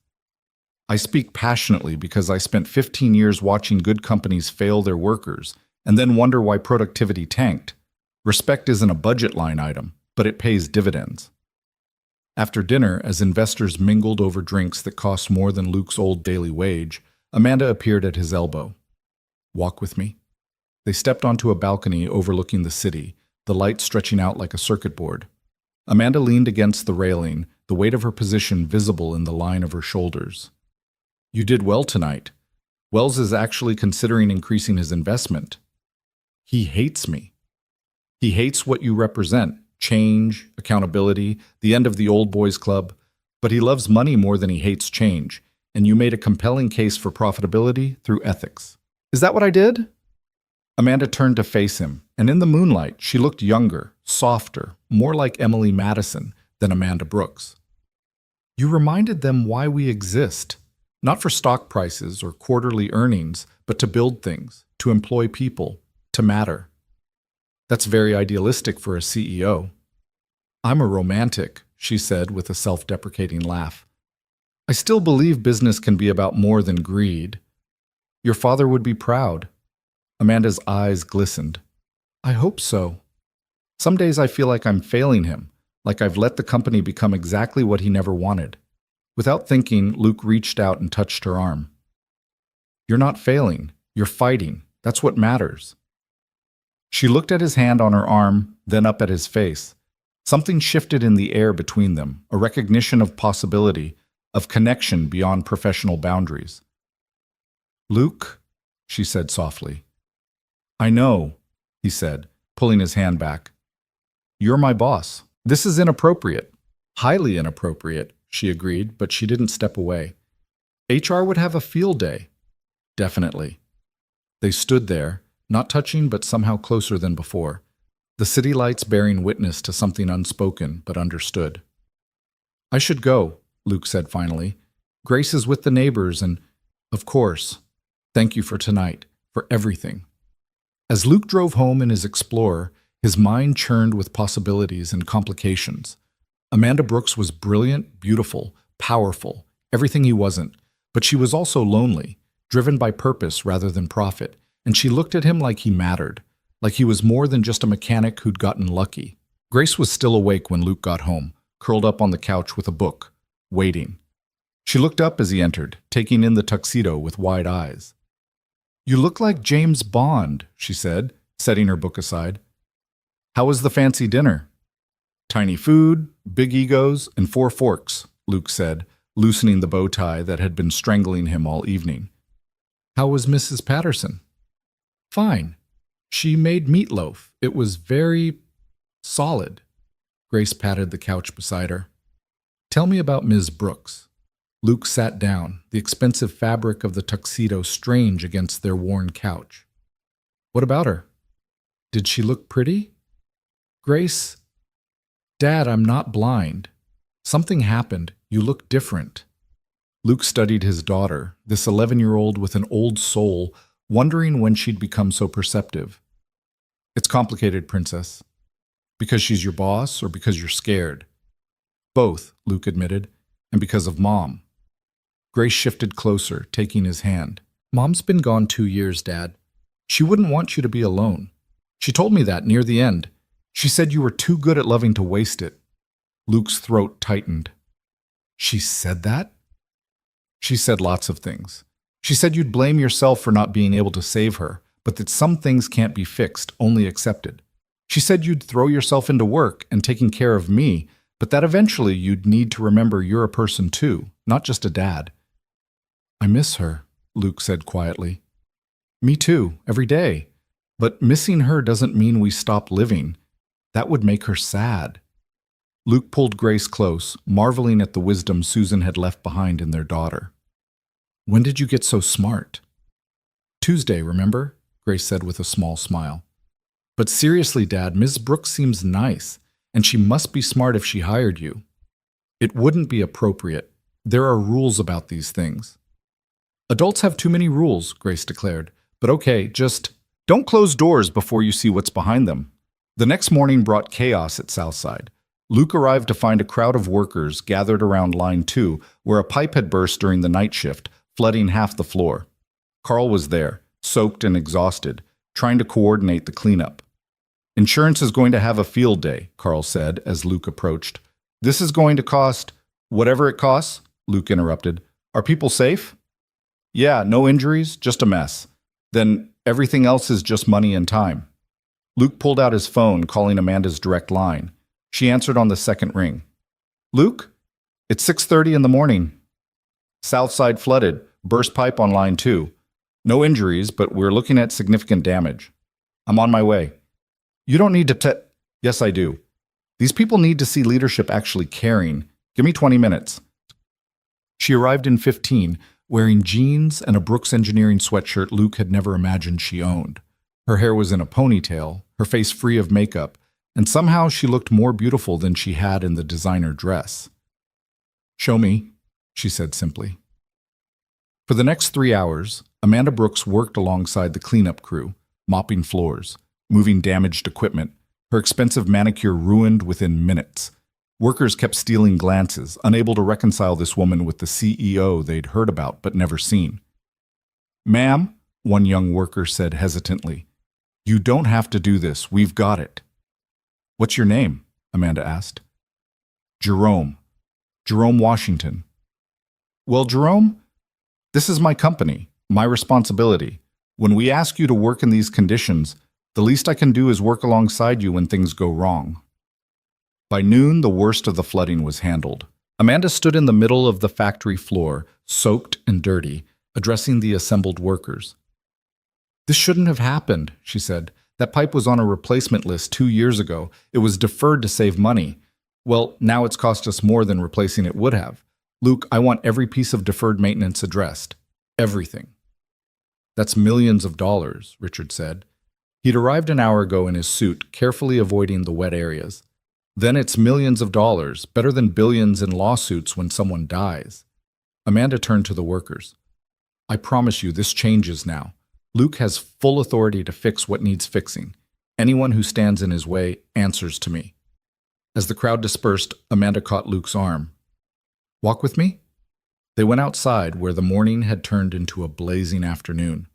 Amanda leaned against the building, exhaustion evident in every line of her body. This is my fault, she said. I knew things were bad, but I didn't push hard enough for changes. I let Richard and the board prioritize profits over people. You're fixing it now. After how many years of neglect? God, Luke, what else haven't I seen? At what other facilities are disasters waiting to happen? Want me to find out? Amanda looked at him, something vulnerable in her green eyes. Would you? I know it's beyond your current scope, but I'll visit every facility, do a full assessment, but I'll need authority to make immediate changes if I find critical issues. Done. She pushed off from the building, then swayed slightly. Luke steadied her with a hand on her elbow. When's the last time you ate? Yesterday, maybe? It's been a long night. Come on, there's a diner 2 blocks away. You need food. I can't go to a diner looking like this. Luke looked at her. Soaked sweatshirt, dirty jeans, her usual polish completely gone. You look like a person who just spent 3 hours helping her employees. That's nothing to be ashamed of. The diner was a throwback to the 50s, all red vinyl and chrome. The lunch crowd was mostly factory workers who did double takes when they recognized Amanda. She slid into a booth across from Luke, looking at the plastic menu like it was written in a foreign language. "What's good here?" she asked. "Everything. Real food, real portions. The opposite of last night." They ordered burgers and fries, Amanda raising an eyebrow when Luke asked for extra pickles on hers without asking. "How did you know?" "You picked them out of your salad last night, but ate them separately. Figured you liked them, but not mixed with lettuce. You're observant. Occupational hazard. Spend enough time fixing things, you learn to notice details." Their food arrived, and Amanda bit into her burger with an expression of pure bliss. "Oh my God, this is amazing. When's the last time you had a real burger?" "Years? I can't even remember. There's always some business dinner or corporate event. Tiny portions of things I can't pronounce. That's no way to live. It's the way CEOs live." She paused, adding, "Lonely CEOs with too much money and not enough real connections." "You have connections. The way those workers looked at you today, that's respect for the position, not connection to the person. There's a difference." They ate in comfortable silence for a while, the diner bustling around them. Finally, Amanda said, "Tell me about Susan." Luke wasn't expecting that. "What about her? What was she like? You loved her very much, that's obvious. But who was she?" Luke set down his burger, considering. "She was light. That's the best way to describe her. She made everything brighter just by being there. Smart, funny, kind to a fault. She could find beauty in anything. A sunset, a dandelion growing through concrete, the way Grace laughed." "How did you meet?" "High school. I was nobody, just another kid from the wrong side of town. She was headed for college, probably med school, but she saw something in me no one else did. We had Grace young, too young really, but Susan never regretted it. Said Grace was our miracle, even if the timing was off." "She sounds wonderful." "She was. The cancer took 2 years to kill her, but it never took her spirit. Even at the end, she was thinking about others. Made me promise to keep living, really living, not just existing." Luke smiled sadly. "I haven't done a great job with that promise until recently." Amanda reached across the table, covering his hand with hers. "I think you're doing better than you realize." The touch was electric, sending warmth up Luke's arm. They stared at each other for a moment, the busy diner fading away. Then Amanda's phone rang, shattering the moment. "I have to take this," she said apologetically, pulling her hand back. "Brooks? Yes, I'm aware of the flooding. It's handled." "No, Richard, I don't care about the quarterly impact." Luke watched her shift back into CEO mode, confident and commanding despite her disheveled appearance. When she hung up, she sighed.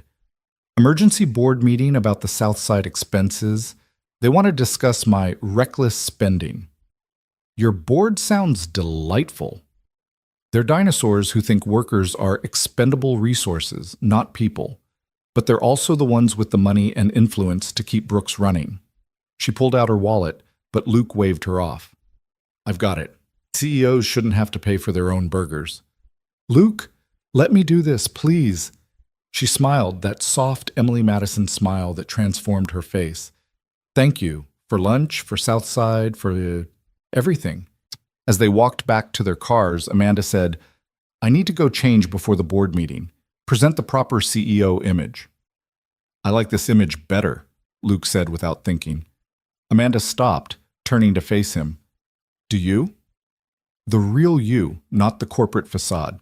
"Yeah, I do." "The real me is a mess, Luke. Trust fund baby who inherited a company she's not sure she deserves, trying to live up to a father who is larger than life, going home every night to an empty penthouse that echoes. The real you spent 3 hours mopping floors with your employees. The real you is fighting to change a culture of neglect. The real you stopped your board from denying critical maintenance. That's not a mess. That's magnificent." Amanda's eyes glistened. "You barely know me." "I know enough.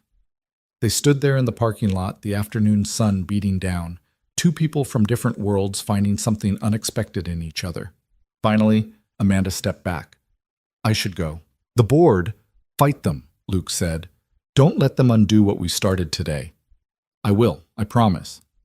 She drove away in her Tesla, leaving Luke standing by his Explorer, wondering how a blown tire on Route 12 had led to this moment, to these feelings he wasn't prepared for. That evening, Luke was helping Grace with homework when his phone rang. Carl Rodriguez. Boss, you need to see the news. Luke turned on the television, finding a local news report. Amanda was on screen, standing in front of Southside, still in her jeans and sweatshirt from earlier. Brooks Engineering has neglected our workers for too long, she was saying to reporters. Today's flooding was preventable, caused by deferred maintenance that prioritized profits over people. That ends now. We're investing $50 million in infrastructure improvements across all facilities. It's not about the bottom line. It's about doing right by the people who make this company work. Miss Brooks, a reporter called out, your board has publicly opposed these expenditures. How do you respond? My board is welcome to find another CEO if they disagree with treating workers like human beings.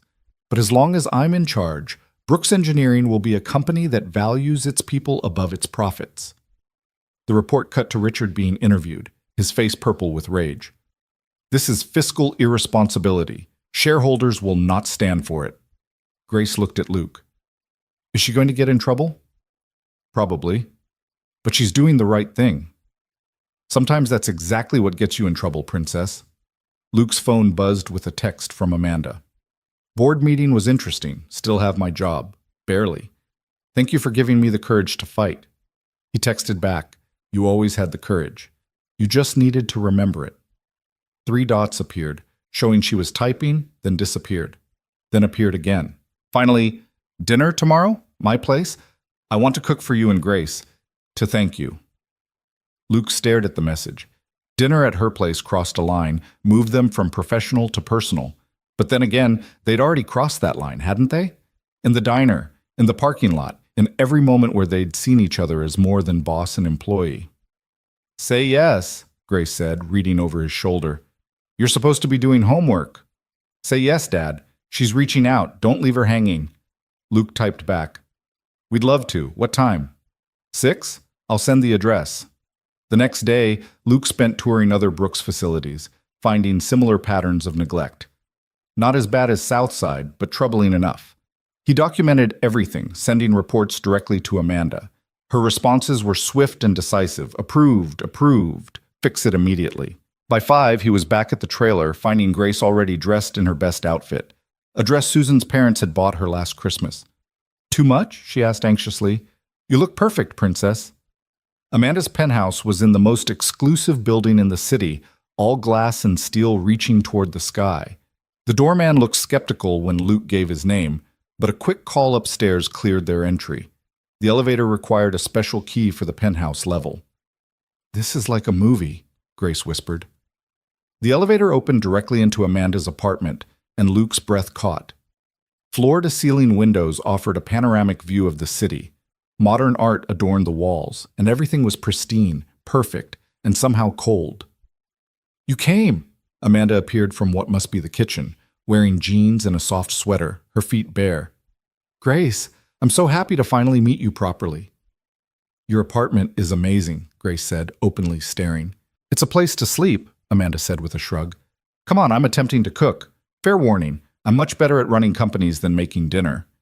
The kitchen was a chef's dream, all professional-grade appliances that looked barely used. Amanda had ingredients scattered across the marble island, a cookbook propped open, flour somehow already in her hair. What are we making? Grace asked.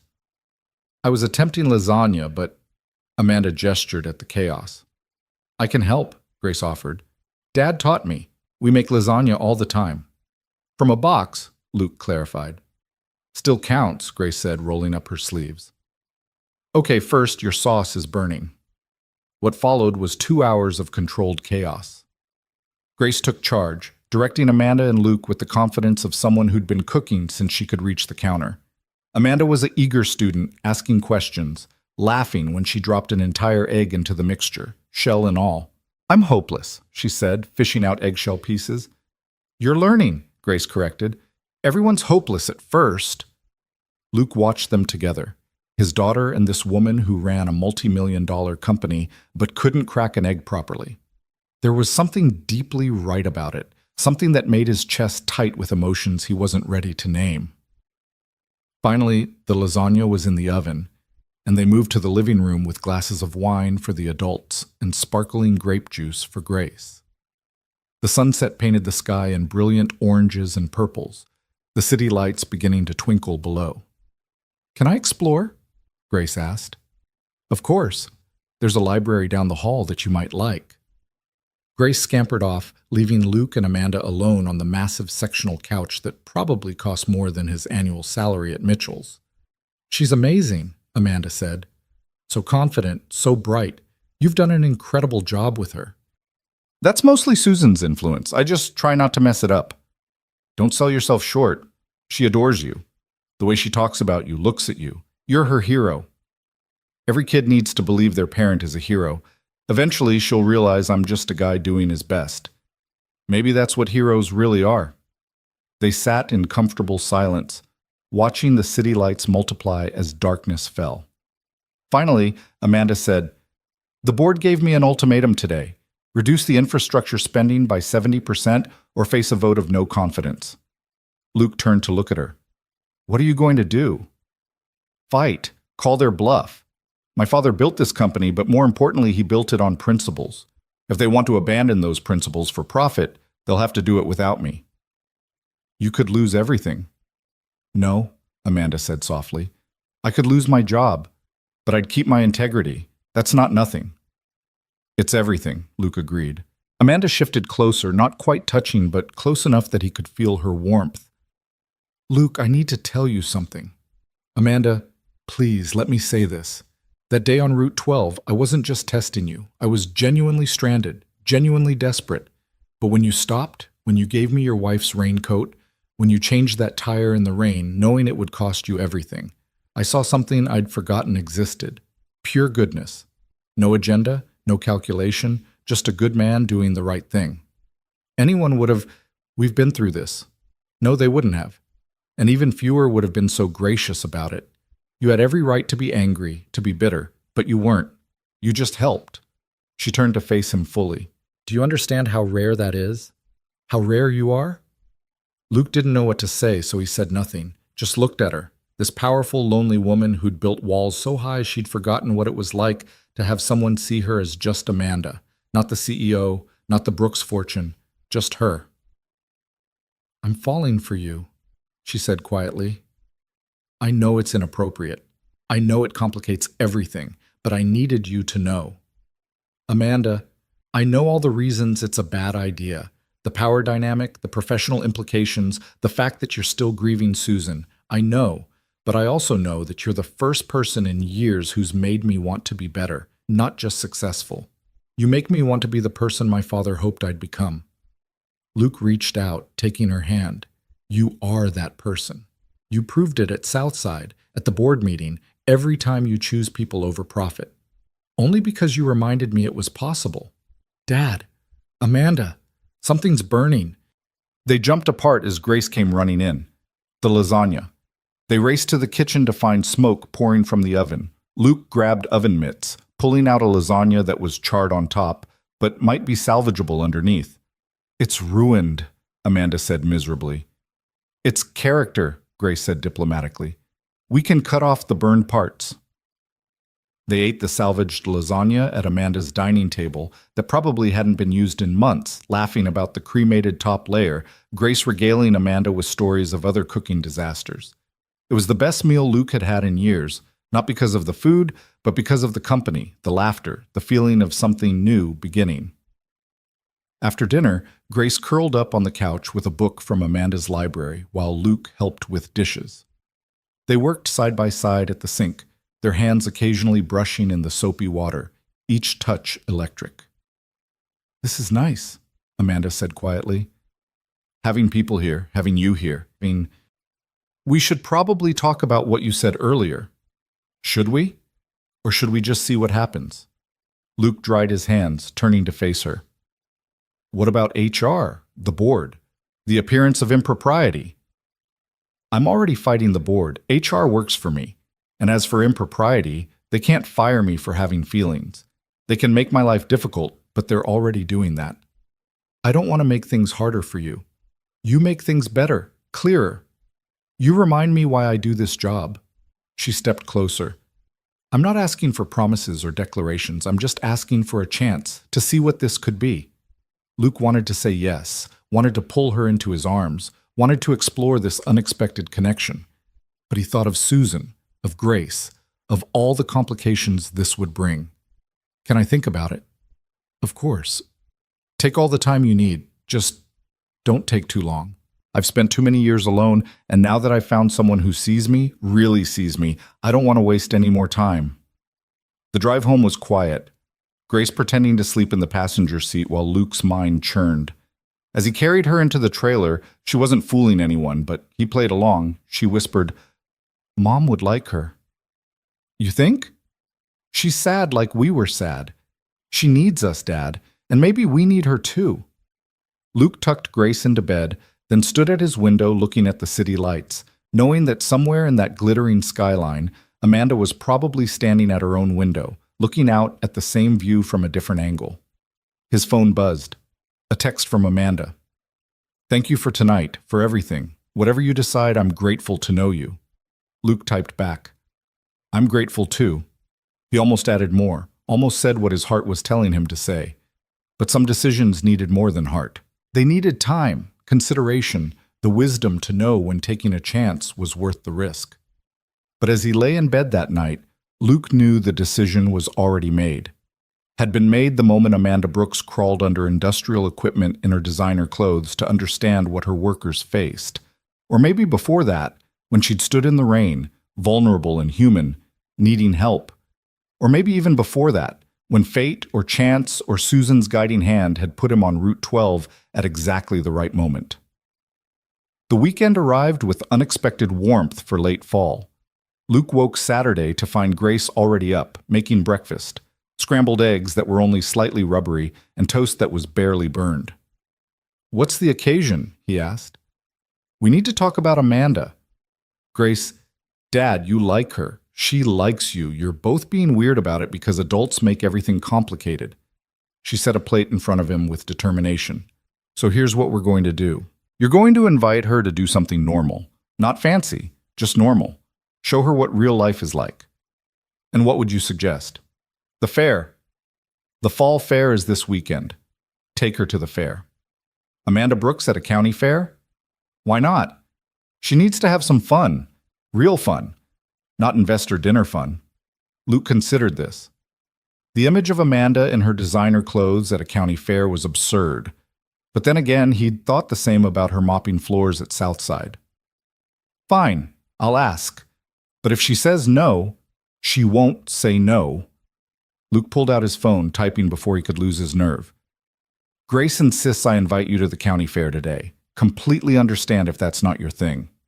The response was immediate. What does one wear to a county fair? Grace, reading over his shoulder, grabbed the phone and typed, Jeans and comfortable shoes. Pick you up at noon? It's a date, came the reply. Grace handed the phone back with a satisfied smile. See? Easy. They picked Amanda up at noon, finding her waiting in the lobby of her building, wearing jeans, a cotton shirt, and sneakers that looked brand new. She'd pulled her hair into a ponytail and looked younger, lighter, more like Emily than Amanda. I haven't been to a fair since I was a kid, she admitted as she climbed into the Explorer. Then you're in for a treat, Grace said. There's funnel cake and corn dogs and really sketchy rides that might kill you. Sounds delightful, Amanda said, and she seemed to mean it. The fair was everything a county fair should be. Crowded, loud, slightly chaotic, and wonderful. Grace immediately dragged them to the games, where Luke won her a stuffed bear that was roughly the size of a small child. Amanda tried the ring toss, failing spectacularly but laughing harder than Luke had ever heard her laugh. I run a multi-million-dollar company, she said, missing another ring. You'd think I could get one ring on a bottle. Different skill set, Luke said, stepping behind her, guiding her arm. It's all in the wrist. The next ring landed perfectly. "We make a good team," Amanda said, and something in her voice made it clear she wasn't just talking about the ring toss. They ate foods that would horrify Amanda's probably personal trainer: corn dogs, cotton candy, deep-fried Oreos that made Grace's eyes roll back in bliss.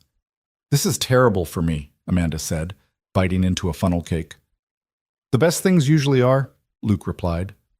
They rode the Ferris wheel as the sun set, Grace between them, the three of them looking out over the fair lights beginning to twinkle in the gathering dusk.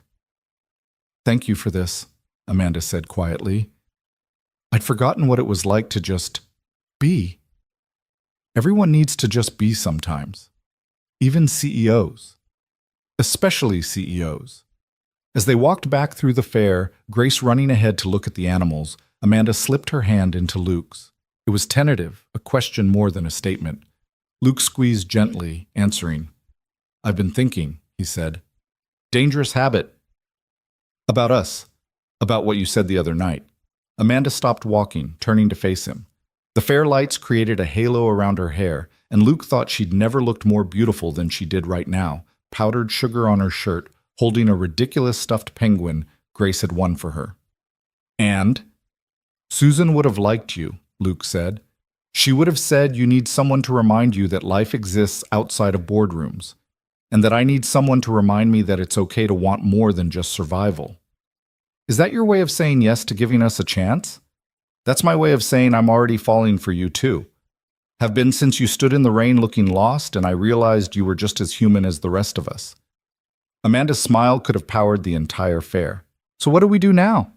"Now we figure it out as we go, like normal people do." "I haven't been normal people in a very long time." "Then I'll teach you. First lesson: normal people kiss at county fairs." Luke leaned in, and Amanda met him halfway, their first kiss tasting like funnel cake and possibility. It was sweet and tentative and perfect, everything a first kiss should be. When they pulled apart, Luke saw Grace watching from near the animal pens, giving them an exaggerated thumbs up. "Your daughter is not subtle," Amanda laughed. "She gets that from her mother." They spent the rest of the evening at the fair, riding rides that made Amanda scream with delight, watching Grace show Amanda how to pet the goats without getting bitten, winning more stuffed animals than they could carry. It was normal and perfect, and exactly what all three of them needed. As they drove home, Grace asleep in the back seat surrounded by stuffed animals, Amanda said, "The board meets Monday. They're going to try to force me out." "You think they have the votes?" "Maybe. Probably. Richard's been working behind the scenes, promising them a return to the old ways if they make him CEO. What will you do if they succeed?" "I don't know. I have money, I don't need to work. But Brooks Engineering is my father's legacy. Walking away feels like betraying him." "Your father would want you to be happy. That's a parent's real legacy, their children's happiness." Amanda was quiet for a moment. "Would you stay if Richard takes over?" "Not a chance. I've worked for men like Richard my whole life. Never again." "Then we'd both be unemployed. We'd figure it out. Normal people do that too." Sunday brought unexpected visitors. Luke was fixing a leaky faucet when a black town car pulled up to the trailer. An elderly man emerged, dignified despite needing a cane, his suit worth more than the trailer itself. "Mr. Bennett, I'm Harrison Wells." The lead investor who'd dismissed Luke at the dinner. Luke set down his wrench, wiping his hands on his jeans. "Mr. Wells? May I come in?" Luke wanted to say no, but curiosity won. He led Wells into the trailer, watching the man take in the cramped space, the water-stained ceiling, the second-hand everything. "This is how you live?" Wells asked, not unkindly. "This is home." Wells settled carefully onto the patched couch. "I've been in business for 50 years, Mr. Bennett. I've seen hundreds of men like you, working class, brilliant, held back by circumstances. Most of them stay bitter. You're different." "Am I?" "You had Amanda Brooks' ear, her obvious favor. You could have used that for personal gain. Instead, you fought for workers you'd known for a week. Why?" "Because it was right." "That simple?" "The best things usually are." Wells studied him for a long moment. "I knew Amanda's father. Started with nothing, built an empire. He never forgot where he came from. Amanda has, or had, until you reminded her. She never forgot. She just got lost in the noise. Perhaps. Wells stood, leaning heavily on his cane. The board meets tomorrow. Richard has been convincing in his arguments for Amanda's removal, but I haven't decided my vote yet. Why are you telling me this? Because I wanted to see what kind of man had inspired Amanda Brooks to risk everything for principle. Now I know. He moved toward the door, then paused. Tell me, Mr. Bennett, what would you do if you ran Brooks Engineering? I'd remember that every spreadsheet represents people, families, dreams. I'd invest in those people, knowing that they'd invest back in the company. I'd choose long-term stability over short-term profit, and I'd never forget that dignity matters more than the bottom line. Wells smiled, the first genuine expression Luke had seen from him. Amanda's father would have liked you. Good day, Mr. Bennett. After Wells left, Luke called Amanda. Harrison Wells just left my trailer. What? Why? I think he's trying to decide whether you're worth saving. And I think he wanted to see if I was real or just another corporate climbing opportunity. What did you tell him? The truth. Monday morning came like a storm.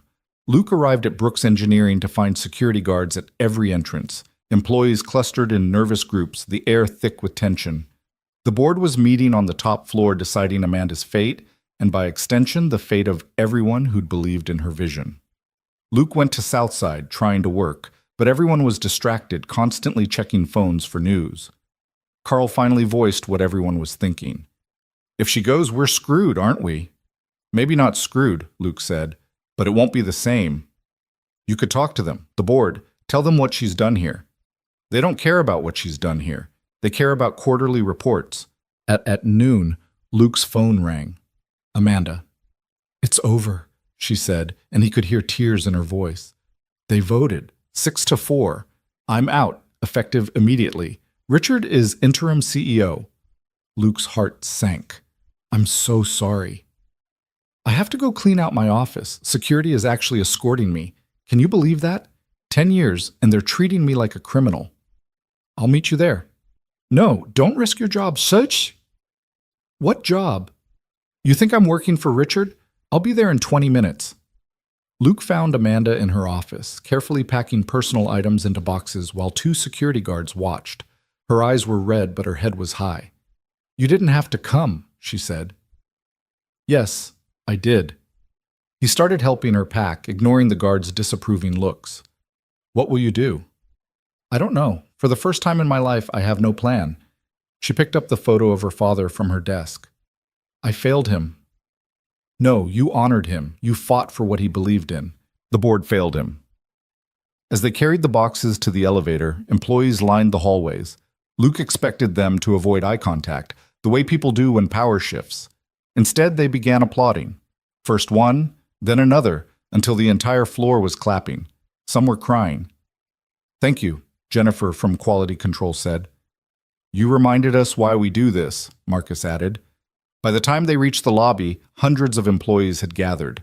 The applause was thunderous. Richard appeared, his face red with anger. Get back to work, all of you, he shouted. This is a business, not a theater. No one moved. You're all risking your jobs. Then fire us, someone called out. Fire all of us. See how that works out for you.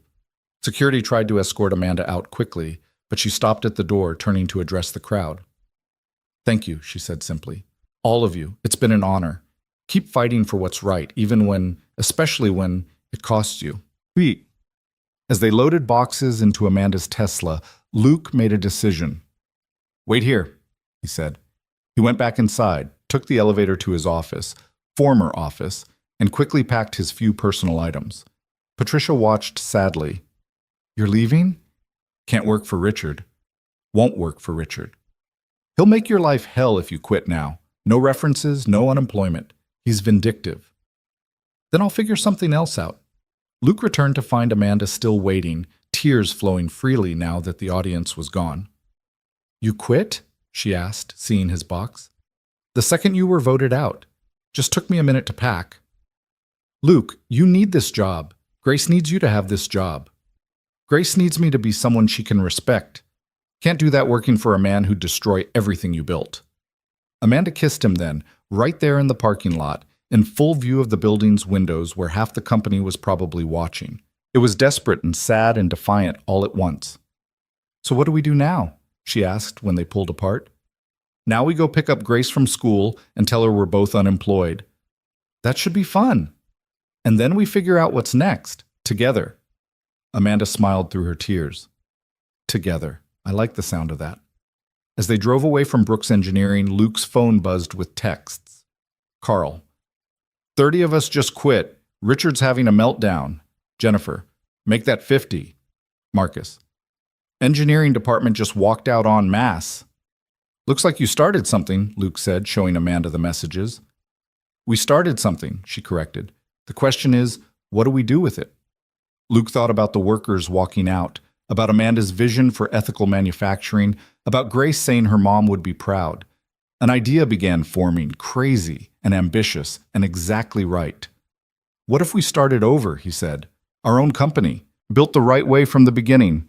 Amanda turned to look at him, hope beginning to replace despair in her eyes. You mean it? Why not?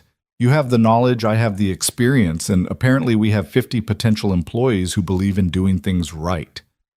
It would be starting from scratch, no guarantee of success. But a guarantee of integrity, that's worth something. Amanda was quiet for a moment, then she began to laugh, not bitter or sad, but genuine and free. My father started Brooks Engineering in a garage with 3 employees and a dream. Maybe it's time for history to repeat itself. So that's a yes? That's a yes to everything, Luke, to the company, to us, to whatever comes next. As they drove toward Grace's school, the afternoon sun breaking through the clouds, Luke thought about Susan, about his father, about all the moments that had led to this one. A blown tire on Route 12 had started it all, but it was the choices after, choosing kindness, choosing courage, choosing love, that had brought them here. His phone rang. Harrison Wells.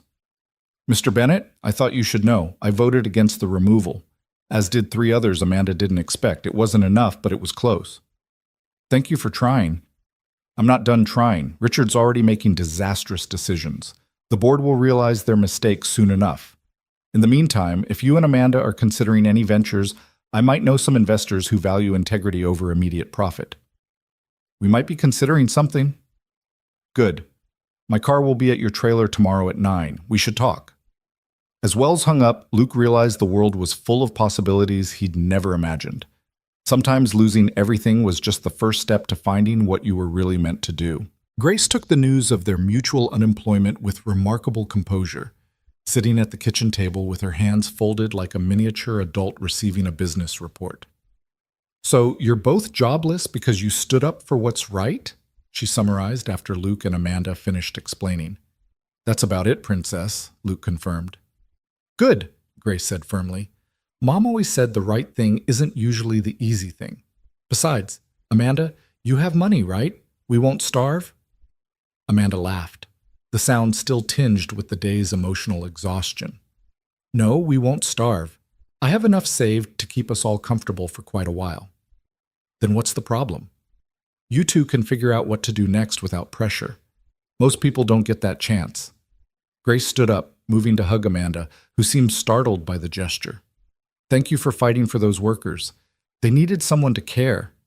That evening, Amanda stayed for dinner, boxed macaroni and cheese with hot dogs cut up in it, which she proclaimed delicious despite Luke's embarrassment at serving such simple fare to someone accustomed to gourmet meals. This is comfort food, Amanda said, taking another bite. I haven't had comfort food in years. We have it all the time, Grace said. Dad makes the best grilled cheese sandwiches, too, with 3 kinds of cheese. 3 kinds. Amanda raised an eyebrow at Luke. American for meltability, cheddar for flavor, and a little Swiss for complexity, Luke explained, feeling ridiculous discussing his grilled cheese philosophy with a woman who'd eaten at Michelin-starred restaurants. You'll have to make them for me sometime, Amanda said, and the simple future tense of it, the assumption that there would be many more dinners together, made Luke's chest warm. After Grace went to bed, Luke and Amanda sat on the trailer's front steps, looking out at the modest neighborhood settling into evening quiet. The contrast with Amanda's penthouse view couldn't have been starker, but she seemed content, leaning against Luke's shoulder. Harrison Wells wants to meet tomorrow, Luke said. He mentioned potential investors. For what? We don't even have a business plan. Just an idea and 50 unemployed workers who believe in us. Maybe that's enough to start. Amanda turned to look at him. You really think we can do this? Build something from nothing? Your father did it. My dad worked his whole life for other people's dreams. I want to work for our dream. For something we build together. Our dream, Amanda repeated softly. I like how that sounds. There's something else, Luke said. If we do this, I want us to do it as equals, not you as CEO and me as an employee, real partners. Luke, I have an MBA from Harvard, years of experience, and I have 15 years on factory floors, understanding what actually makes things work. You know business, I know manufacturing. Together, we might actually create something revolutionary. Amanda was quiet for a moment. Equal partners, 50-50. Equal partners, Luke agreed. She held out her hand to shake, formally, but when Luke took it, she pulled him in for a kiss instead. Partners in everything, she whispered against his lips. The next morning arrived gray and drizzly, matching the nervous energy in Luke's stomach as Harrison Wells' town car pulled up to the trailer at precisely 9 o'clock. Amanda had arrived earlier, bringing coffee and pastries from a bakery Luke couldn't afford to even walk past normally. You didn't have to, Luke started. Partners share breakfast, Amanda said simply. Besides, Grace needs proper fuel for school. Wells emerged from his car, again navigating the muddy ground with his cane, but this time accompanied by 2 other people, a middle-aged black woman in an elegant business suit and a younger Asian man in jeans and a startup t-shirt. Mr. Bennett, Ms. Brooks, Wells said formally. May I introduce Patricia Williams, who runs the Williams Foundation for Ethical Manufacturing, and David Chen, who sold his tech company for quite a substantial sum and now invests in what he calls conscious capitalism. Luke's small living room had never hosted such an unlikely gathering, millionaires and possibly billionaires sitting on his patched furniture, drinking coffee from mismatched mugs while the ceiling stain from last winter's leak seemed to grow more prominent by the minute. Mr. Wells tells us you have a vision, Patricia Williams said, her voice carrying the authority of someone used to being listened to. We'd like to hear it. Luke looked at Amanda, who nodded encouragingly. They hadn't prepared a pitch, hadn't even formally discussed what their company would be, but Luke found words coming anyway. We want to build a manufacturing company that proves treating workers well isn't just ethical, it's profitable, he began. Every decision the old Brooks Engineering made prioritized shareholders over workers. We want to flip that. Pay living wages, provide real benefits, invest in safety and training, and trust that happy, valued workers will produce better results. That's idealistic, David Chen said, but he was smiling. I love idealistic. Tell me more. Amanda took over, her business training evident as she outlined potential structures, profit-sharing models, sustainable practices that would cost more initially but save money long-term. Luke jumped in with practical examples from his time at Southside, showing how small investments in worker comfort and safety could yield massive productivity gains. The 50 workers who quit Brooks yesterday, Luke said, they're not just employees, they're believers. They walked away from steady paychecks because they believe in doing things right. That kind of loyalty,